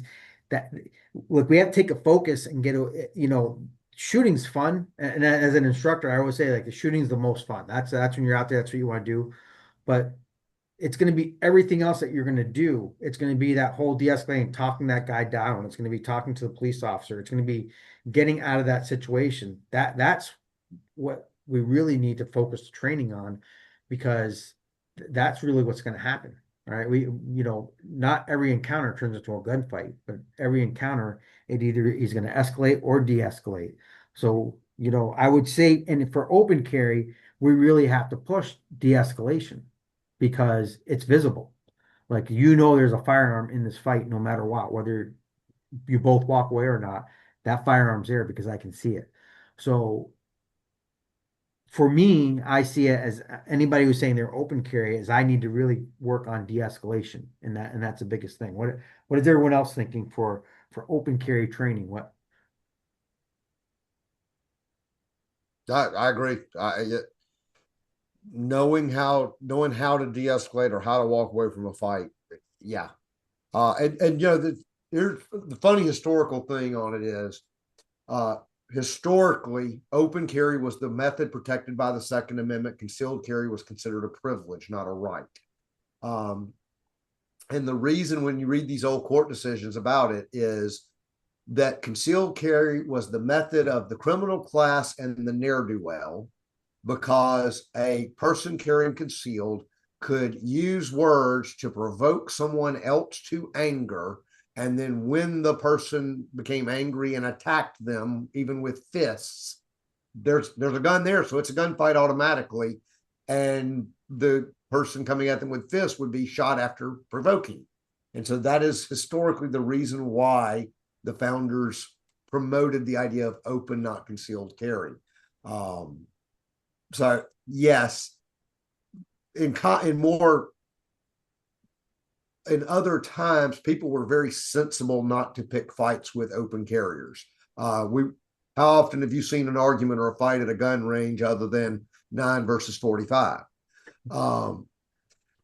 But in modern culture, there are a lot of people that are more than ready to pick a fight with an open carrier. I've already reviewed one police video of somebody being swatted for open carrying. If you don't know what I'm talking about, I mean somebody blatantly lying about the open carrier, waving a gun around and pointing it at people, not realizing the guy's carrying an Insta360, and had full video of the entire interaction, including when that particular vehicle passed. It's interesting that you say that, Eric, because I carry an odd colored firearm, right? I don't like carrying a black or a silver firearm just for that reason alone. And I conceal A good carry, point. if I'm printing and someone can see that I'm printing and I have a firearm and they want to cause problems, they're anti-gun and they want to call the police and say, well, he was waving that firearm around because they can tell that you have a firearm because they can see the angles on it.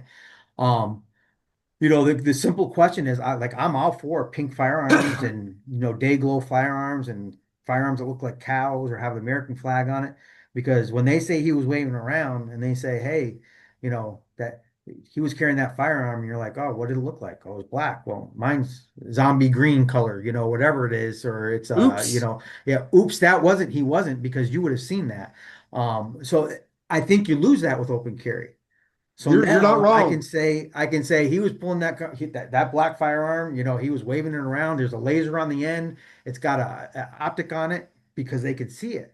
So I think it opens you up for because not everyone has great intentions, right? So open carrying so figuring out how to train for something like that, if you're going to open carry, what are you going to do? Maybe it's have your front end of your sides dipped, so if it's not breaking that holster, that front end's dipped. So if they say you are displaying it, you're waving it around. Well, I have a red dip on the front of my firearm. So when I pull it out of the holster, that's the only time you can see it. If you don't see that red front, that may be something that we want to throw into telling students. If you're going George, to I'm going to open think about carry, that. That's a heck of an interesting idea. Because Got a I question about recently did defend a case just like what you're talking about. The kids claim he pointed a gun at him.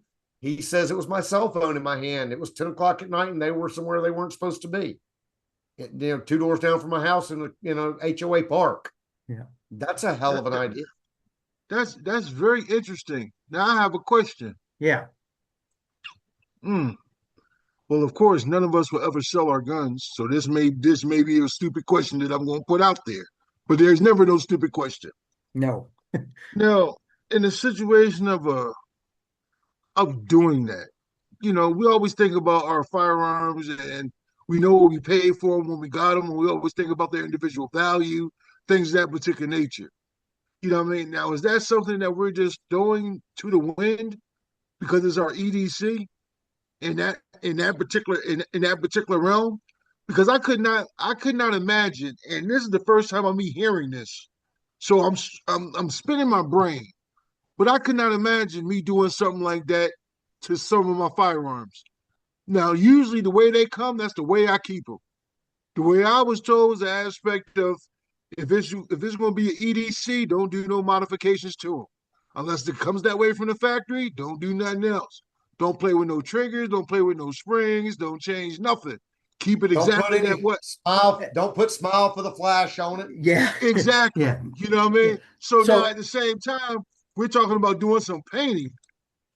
So then I have to think about like what parameters of the painting is it? Do I just color one part, like you were just saying, as far as the muzzle part? You know what I mean? So if it has a compensator on it, is the compensator just that individual color? You know what I mean? Or is the whole handle that individual color? Yeah, You I know what I mean, mean? I would throw out that like I completely agree with you. I don't agree with putting in competition triggers in your EDC or doing anything that because no offense to Eric, but lawyers are lawyers and they're going to look for everything they can, right? So they're going to try to portray you to whatever it is. So if I make my firearm more efficient to hurt someone, they're going to bring that out. So I want to I'm, have a I'm gonna stock tell you. firearm. I'm gonna tell you right now. You put a heavier trigger pull than how it comes from the factory. The prosecutor's going to say that means you use even more force than the factory, which means you really plan to kill him. Yeah, And so if you make it a lot, and I if you would make it a lighter trigger, yeah. they're going to claim that you made it a lighter trigger because you didn't want to have to pull so hard because you were looking to kill somebody. Yeah, and It that's doesn't why matter and that's what you why do to them; they're going to hit you. I agree with you completely about Okay. not Okay. changing the pistol. What I'm talking about is we will Cerakote pistols if and eventually I usually have to do this because I carry so much that I'll start wearing the bluing or the coating off of my firearm. So instead of just having it re-dipped with the same color, I'll just have the front end dipped with a different color, something that's different. So it might Okay. be red. I don't need to do the whole firearm. My Okay. EDC, Okay. my EDC is my fighting gun, right? That's the gun that I'm going to use if something bad really happens. That's when I go to the Right. range, I shoot with. I really don't care what people think it looks like because, I don't like, I'm not going to take that out to the range and shoot with it in front of students so everyone knows I have that firearm, right? This is going to be something that I carry all the time, and I don't want people to know I'm carrying it.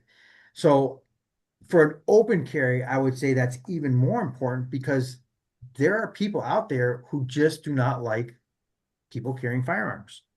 So they're in they have no morals. They're gonna come out there and they're gonna say, hey, you were waving your firearm around.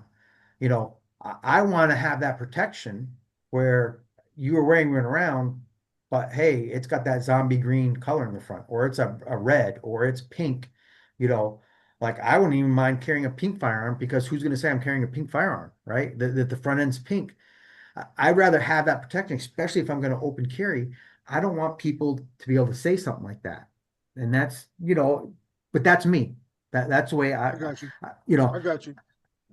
I don't have the best view on people because I've seen people do really bad things to other people, and people Yeah, do stuff like this. So it's just a new way of me just thinking because yeah. I never have thought of that. Yeah, and that's why these You know what I discussions are mean? great Besides, because but besides maybe me putting some grip tape on it. Other yeah, than that, that's about it. But I've never thought about that. So thank you. yeah. Mm. And to jump into this and to go into like concealed carry, open carry, I think it's more de-escalation. Concealed carry, I would say for our training, it's more about practicing that drawing from concealment, having a really good quality holster that fits you. And then, and I'm not a compact guy. I don't like compacts, but if you're carrying compacts because you're carrying concealed, um, you probably got to train reloads a lot more than someone who like I carry a full frame. I have 17 to 19 rounds in my firearm. If I need to reload, man, I'm in something really bad, right? So, I'm not focusing as much on the reloads as I am when I'm concealed carrying with a compact. Compact, I got to practice on those reloads. I only have 9 to 10 rounds. You're talking about like New Jersey, only 10 rounds. You got to practice on those reloads. So, I think when we come to concealed carry, we really have to look at, you know, for training, it's more of we're training more of I'd say the finer stuff, drawing, shooting that way than we are with open carry. What do you guys think on that?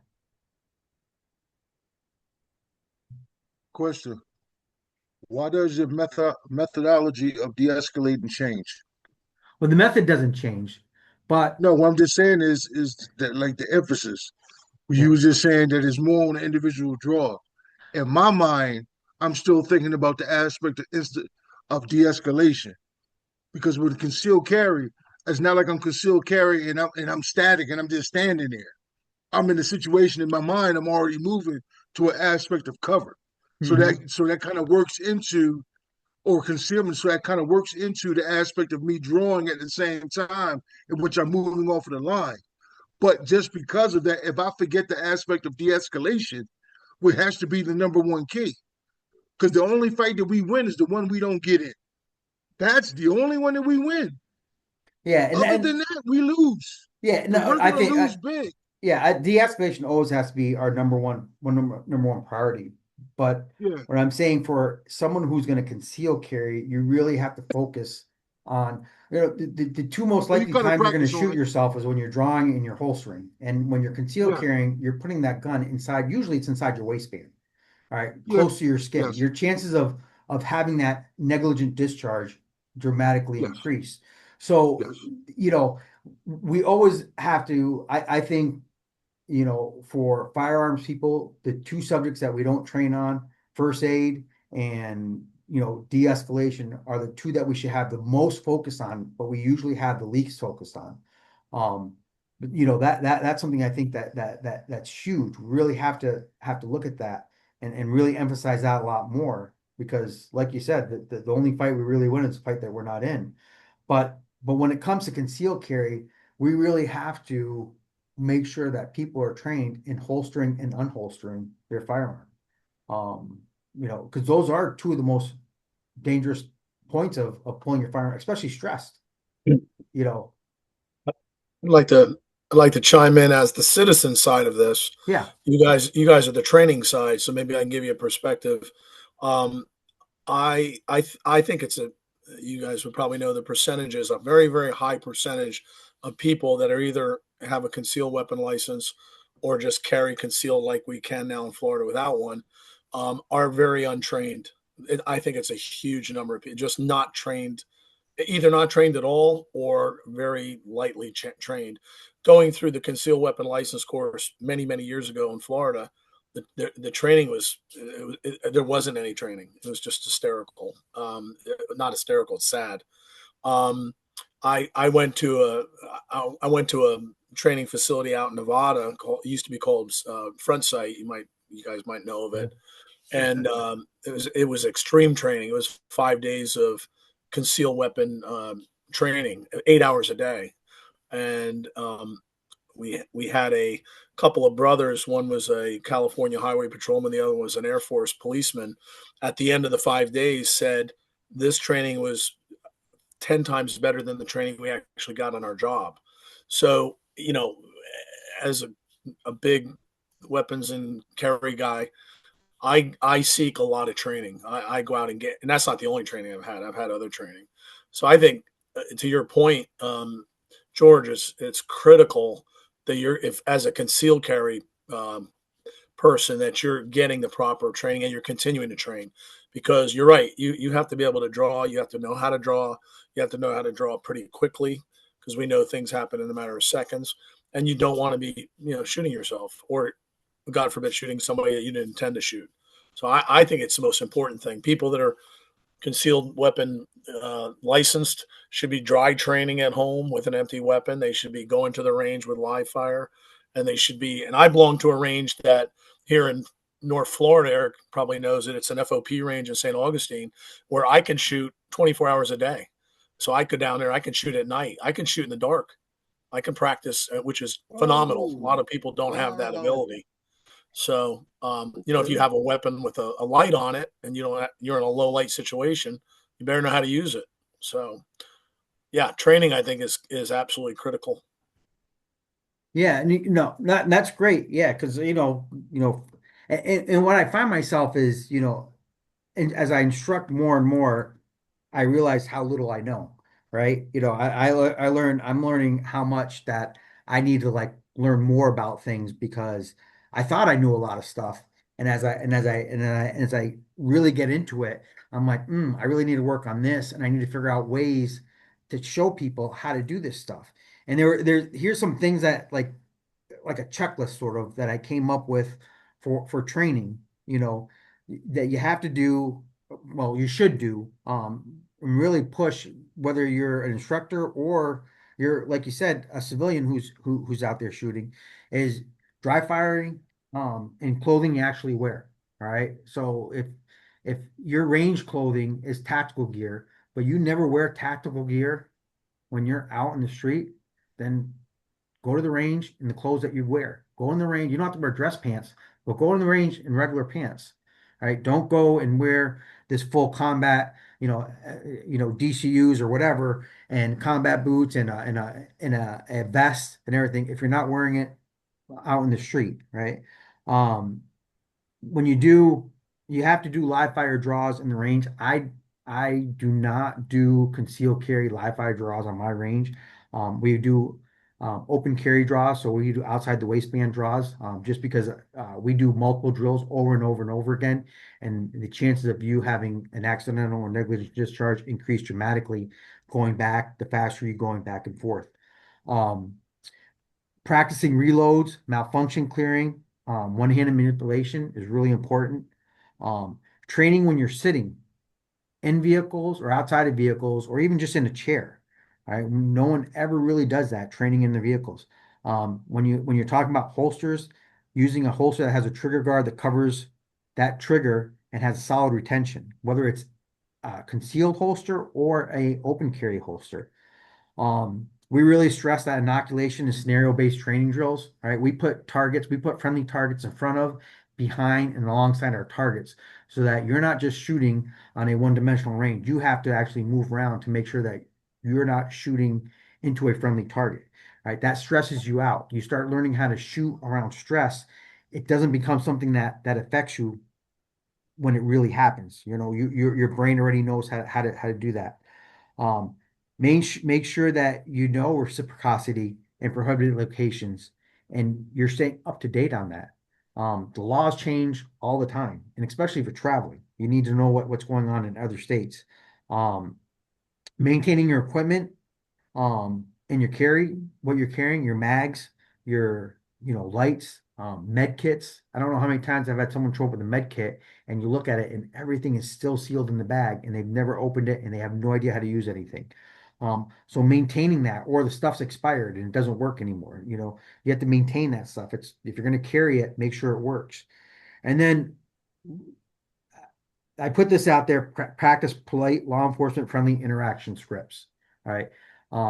Even as, as a civilian, you just wargaming it in your head. If a police officer comes up, what am I going to do? I have never met someone who's won an argument roadside. All right. I've never seen a police officer say, you know what, you're right. I'm going back to my car and I'm going to let you get away with it. It just doesn't happen. Right. There's a lot of egos that go into it. So you have to really learn how to, especially being armed, right? If as a civilian, I'm not going to sit there. I may know the law better than the police officer that's coming up there because I'm a gun guy. Because I read the gun laws and everything, but I'm not going to sit there and debate with him roadside or while he's drawing down on me whether he's right or wrong. I'm going to do what he says and then call up Eric and say, "Hey, Eric, I've got a case for you," right? And let him deal with it. So really practicing that kind of stuff really sets you up for success rather than sets you up for problems later on. And that's one of the big things that I push when I'm doing my training. George, one thing that I've tried to include in my training, not initial gun handling training, but as we get more into defensive shooting, is knowing when to stop. When do you stop shooting? Uh, Yes. uh, So so you can run drills that simulate that, but from a legal perspective, you could, and I'm sure Eric can attest to this, that if you keep shooting after the threat is over, and it's very likely to happen because of the adrenaline and everything, chaos. Uh, what could you go from being a victim to facing manslaughter or murder charges? yeah. So I try to Yes. include a drill or two for recognizing when the threat is over. So Well, before Eric I answers just quote that, one of our sheriffs. I just quote one of our sheriffs. That's how many bullets we had. yeah, yeah. But here's one thing I do for training. And I always say, you know what, when it comes to training, nothing's patented, and whatever someone does, if it works, you use it. If it doesn't work, you don't use it. So, you know, anything that I do, it's open, and I'd like to see people use it. But what I do is we use balloons, about 1.5 inch balloons, and we put them on the target, and that target remains a threat until you pop that balloon. So you physically have to see your round hit that balloon and pop it. And it's in the A zone, but you may put 8 rounds in the A zone and only one of them pops that balloon, right? Especially when you start getting stressed. When you first start doing it, it's real easy. But when you start throwing timers and weapons malfunctions and multiple targets and you're going, it becomes more difficult. And what that does is it shows you I'm going to keep shooting until that threat ends, and that threat ends when the balloon, for training, is when that balloon gets popped. In real life, it's when the person throws down the gun. I will say this, and Eric can probably go into this a little bit more. The problem you have is action's faster than reaction, right? So a lot of people get jammed up because by it, and it's one of those things, when you're shooting and you have a threat in front of you and that threat disappears, by the time your mind says that threat disappears and it's no longer a threat, you may have fired 3 or 4 rounds. I can Mhm. fire, I can fire my whole magazine in about 3 or 4 seconds, right? I can just dump rounds, and like my brain is not going to catch up to that. Which is why you see so many times you're like, oh, well, they shot the person in the back. Well, because the guy was a threat and he started shooting, and then he started turning away. And by the time it registered in the other person's brain that he's no longer a threat, I have to stop, the guy's already turned, right? So that's where those scenarios come in. And we really have to, it's one of those things, it's difficult, but I don't know I don't know how you train out of that, because that's reaction, and and reaction is just what it is. So I think understanding it, if you understand it, it makes it a little bit easier for you to like grasp that concept. But um, and that's why we do the balloon drills, because it starts building that, okay, no more threat, I'm going to the next target, or I'm going to stop shooting. And it's not a set amount. I'm not shooting 2 rounds, right? I may have to shoot 5 or 6 rounds to get that balloon to pop, right? Because just because I hit it doesn't mean it pops. It may just be slowly letting the air out and the balloon's still there. Well, I got to keep shooting that until it's gone. So it's difficult. It's a difficult training environment. And I don't know, Eric, what do you think about all Well, I that? think So, it's meant to be difficult. Yeah. So, Yeah. so here's the way that those are defended. Okay. There are some great experts out there, Force Science Institute in particular, who have really good data on things like police involved shootings and how many rounds officers shot and why they didn't stop and why they shot somebody in the back because of the force of them spinning, or the reaction time to recognizing they're turning around. And the best I can tell you is be sure you can afford a good expert, because you've got somebody like USCCA or one of the other companies that are out there, because there are other good companies out there. But yeah, make sure having one of those plans can be critical to be able to afford. Because I mean, an expert witness from like Force Science, you're going to start at $10,000, and you've already paid me 50, 100, 150 to do a full defense. George Zimmerman's defense was millions. So yeah, be able to afford an expert is one thing I would tell you, because the experts can explain to a jury why. They can embarrass a prosecutor who doesn't know his ass from the hole in the ground, or a police officer that doesn't know his ass from the ground, because that's what happens. Good trained ballistics expert homicide cops in large city departments, they've been trained in this stuff. The guy that I cross-examined out in the Panhandle, who is a homicide detective who's never taken a class on force, never taken a class on ballistics, that's where you're going to get jammed up by, because they don't know. Oh, well, you shot him in the back. It must have been a bad shoot. No, just no. So I have a question for my trainers. Y'all were just talking about train like you fight. I'd like to hear from each of you, Jerry, George, and Ron. Could I come to one of your classes wearing a pair of flip-flops? No. For me, I would say no. It's a safety issue. Even though we say, train the way you fight, you're wearing flip-flops all the time. There's some safety aspects to it. And when that brass hits your foot and you start jumping around because you got hot brass, and we just fired 300 rounds, in a situation where it's on the range and we're firing so many rounds, you're probably gonna get brass on your foot, right?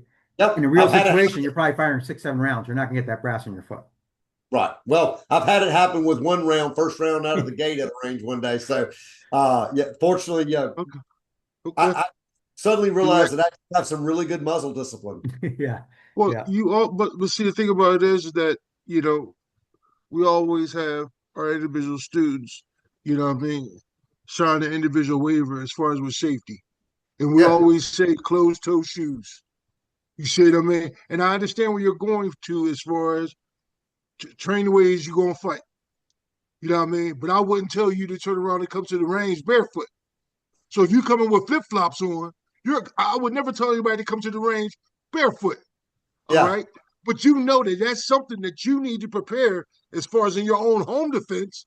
You may not have no flip flops on, and you may be fighting barefoot in your own house. Yeah. So and that's something that training on the range is always different. Yeah. So as to my class, nah, I don't think that I'm allow you to do that.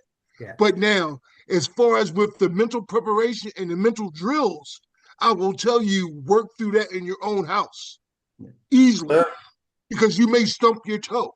You may hear something. Like I don't walk with flip flops on in my own house, but whenever I go downstairs, I'm walking with my gun. So yeah, that's something that I do in my own house that I would suggest that you know what, practice that in your own house in your own situation. You know what I mean to go through. But as far as for me out here in the range, no, no, no, no, we're not going to do that. Mhm. We're not going to do that. You know what I'm saying? But in your own house, yeah, train as you're going to fight. Hey, I'm a firm believer of it. But with that particular aspect, as far as the flip flops, no. I get you. I You wasn't know what I mean? arguing. I was just Like I said, wondering. Yeah. I would say no. Like Yeah. even when I took my daughter to the range, and she wanted to be coming in, and she's a developed young lady, and I'm like, yo, you better go ahead and button all the way up. She said, no, that's just what I want to do. I said, okay, I'm gonna show you better than I can tell you. Third round. I'm like, oh, make sure that gun stay downrange. You stay focused. I told you that you need to have this buttoned up. You know what I mean? But reality is that you may be in a gunfight. You know what I'm saying? And this is the way that you are dressed. Yep. But I'm not going to tell you to come to the range. You know what I mean? Wearing flip flops. No, I get you, man. I'm sorry. I'm No. learning Yeah. because apparently everybody here is way more versed than I am. So I'm learning. I'm like No, a I think sponge right now. you know the way I say things, you know, I probably learn more from my students than a lot of times than taking other classes because they come in with different. You can't make up stuff that they've seen, right? So they come up with all kinds of different things. So I say, you know what, if as long as you have an open mind and you're out there absorbing things, like I got a whole page of notes of things from today that you know just from what people were saying. But just to keep things going, I just want to go over some best practices. Um, so, you know, carrying a firearm, whether open or concealed, comes with responsibilities that go beyond simply possessing a weapon. So we have to understand and adhere to all the local laws. That's one of the first and most critical practices, right? Because if we're breaking the law, you know, once we have a firearm, that misdemeanor is now a felony. So we need to make sure we know what the laws are. Um, Regular training is essential to maintaining proficiency and readiness, whether you're going to open or conceal carry. Um, and then carrying a firearm should mean that you're prepared, not paranoid. Right? I'm not carrying a firearm because I want to use it or I think I need to use it. I'm carrying it just in case. You know, if something is something ever going to happen, probably not. I probably have a better chance of hitting the lottery than needing to use my firearm. But if it ever happens, I want to be prepared, right? And that's why I carry a firearm. And then equally important for all this training is focusing on the de-escalation and awareness. You know, most encounters can be avoided through careful observation, recognition of potential threats, and the ability to disengage or create distance. Developing those strong verbal communication skills, conflict recognition, and awareness of your surroundings, it reduces the likelihood of needing to draw a weapon and ensures you remain in control of both the situation and your responses. Um, Ultimately, the best practices for open and concealed carry combine legal knowledge, consistent training, mental preparedness, and proactive awareness. And mastery of these elements ensures that carrying a firearm enhances your safety and the safety of those around you while promoting responsible, confident, and professional behavior at all times. I tell this to all my students. When you decide that you're going to carry a firearm, you now become an ambassador to the 2A movement because everything you do is going to be looked under that magnifying glass. And you don't want to be that person that everyone loses their rights because of. So, you know, we are the custodians of the Second Amendment for our children. And if we ruin it for our children, you know, they're going to live in that tyrannical government, right? So we have to really make sure that we're very proactive, we're aware, and we understand, and we are really the guardians of the Second Amendment. Yeah. Um, so let's just do some. I like a quote from Colonel Cooper, where he said something along the lines of owning or carrying a firearm doesn't make you any more prepared than owning a guitar makes you a musician. Yeah, So Yes. that has a lot of Yes. validity to it when yeah, you think about it. It has all the validity because you have the tools without the training. And that's basically what it comes down to. Like a lot of people, including myself, grew up around guns, so we understand certain individual safety things that come along with it. Because we plinkered when we was younger, things of that nature. Because you're out on a lot of land, you know what I mean, or you may have to hunt for the family, things of that particular nature. You know what I mean? So you kind of just grew up with it. You know, you knew not to touch them. You knew what it was for. You know, you didn't show your buddies or whatever when they came over the house. You know, it was for home security. Period. You know, now it's just not that particular way. And I run into a quandary as far as me continuously doing this because I get tired of what I see on TV with kids getting hold of these firearms and they're doing stuff that you can't turn around and take back. Yeah, You know, you know, and it all comes down to the parent because we're the ones who's responsible, right? The kid's not responsible. We're responsible. You know, so I always constantly have an individual struggle with that. And I worked at the high school in Delaware, and we had an RSO that was there, a state trooper.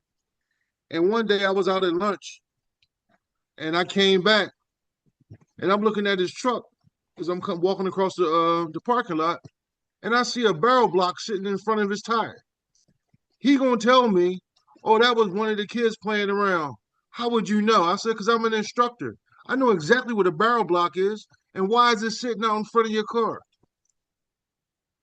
You know, he tells me, "Oh, I must have dropped it when I was bringing my AR in this morning." You stay constable,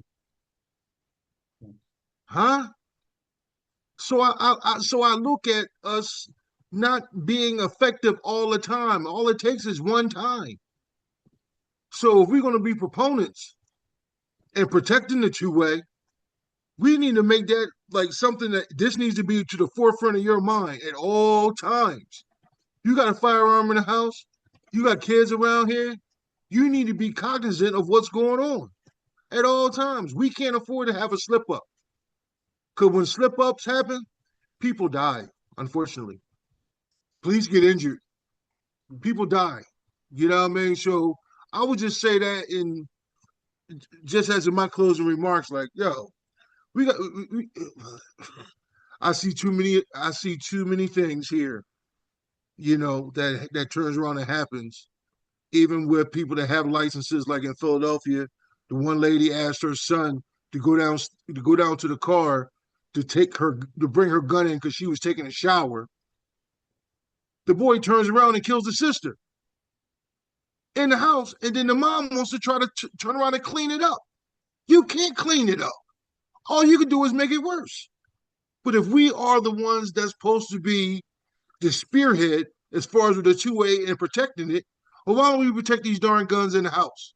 Won't we well, stop that stuff from happening? That's all I'm saying. yeah. So I would say this. I would look at trying to start a children's safety, and it doesn't have to just be firearms related. You want to have a little bit of firearms in there, especially about, you know, they've done a lot of studies. There's been a lot of studies with children and firearms, and one of the biggest things they found was that when children and up to the ages, once they understand firearms, um, if they've had some type of safety class, they're most likely to report it than they are to pick it up and touch it or do something wrong with it.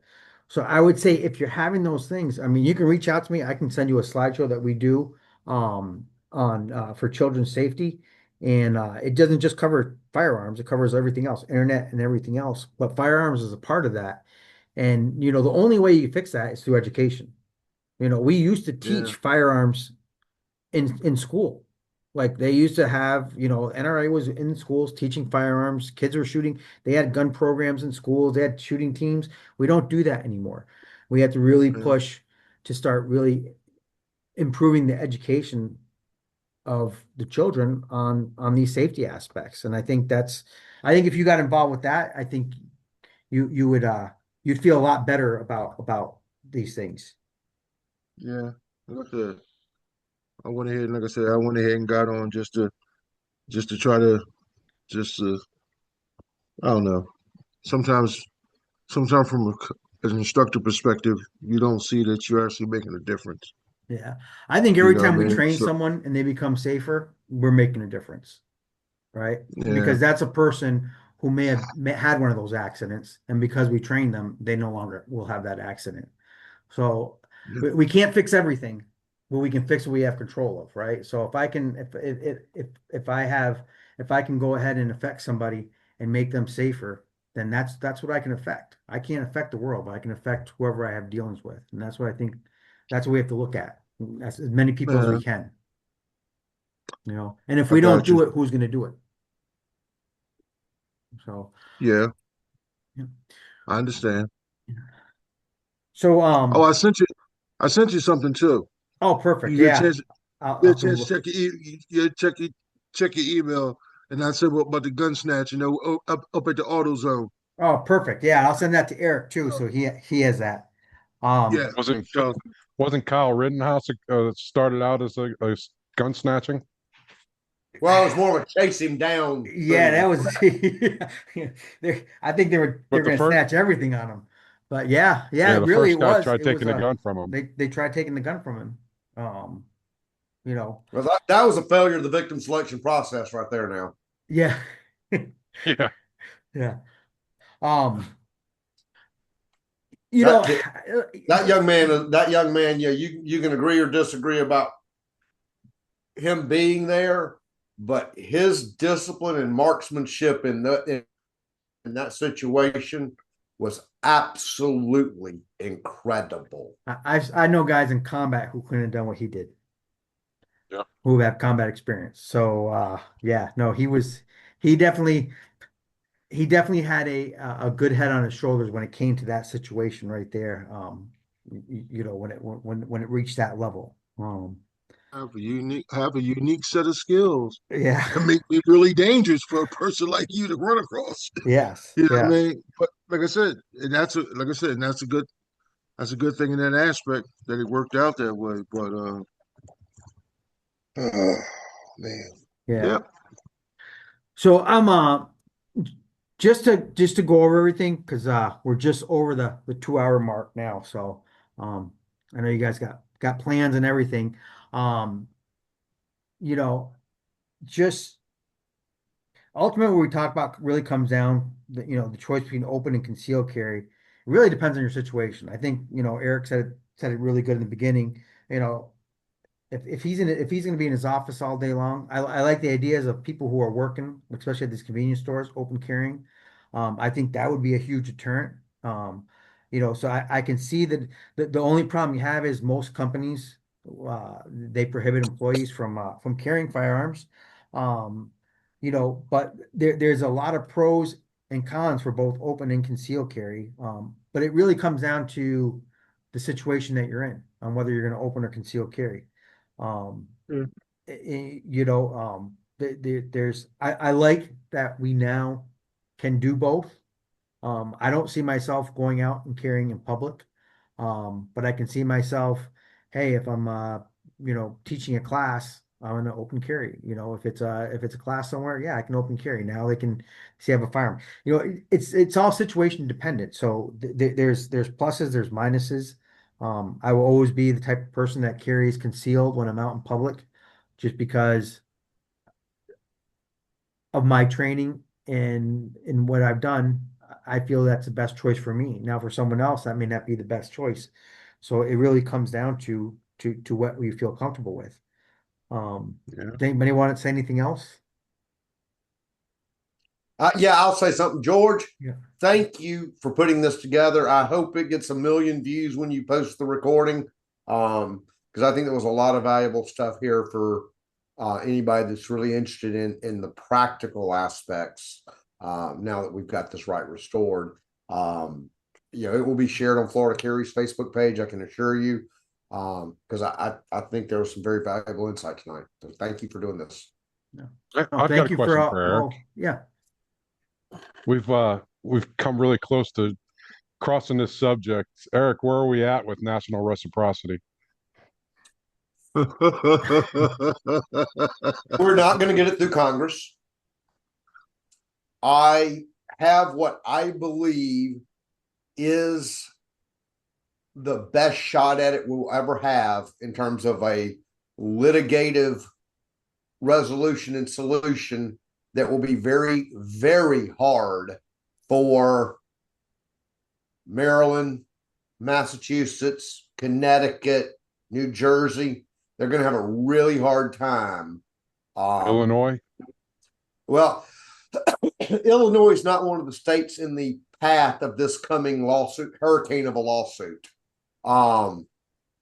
Illinois will be subjected to it too eventually, but I have a theory and a plan I am working on for a lawsuit against multiple states in the Northeast to force them to have to recognize interstate concealed carry or open carry without a license. It's something I've been working on for several years. Bruin has made it a potential reality. Main thing I'm waiting on is this coming year. So hopefully by June of 26, we will know how the court is going to deal with the vampire rule, which is something that New York and Hawaii came up with. If you're at a private business and you don't have specific permission to carry, you can't carry there. It's a prohibited place for you. And so that case is coming out of Hawaii. My friend Alan Beck is doing it. It's his case. If he is successful getting the vampire rule struck down, I think my idea might be the next case to really target the interstate carry of firearms. And I've got a couple of attorneys who are smarter than me on this issue that I'm talking to see if we can come up with a way to do this and really force the issue. Good luck. We're all counting on you. I'm excited for the idea. I really like the idea. We'll see if they accept my buy-in when I get it done. Excellent. All right, George, go ahead. All right. Anybody else have anything else? Nope. All It's right. been a pleasure. It's been a pleasure, gentlemen. All right. Yes, Yeah, sir. thank you Has for, enjoyed it. Yeah, It's thank been you a, for being here. it's been a real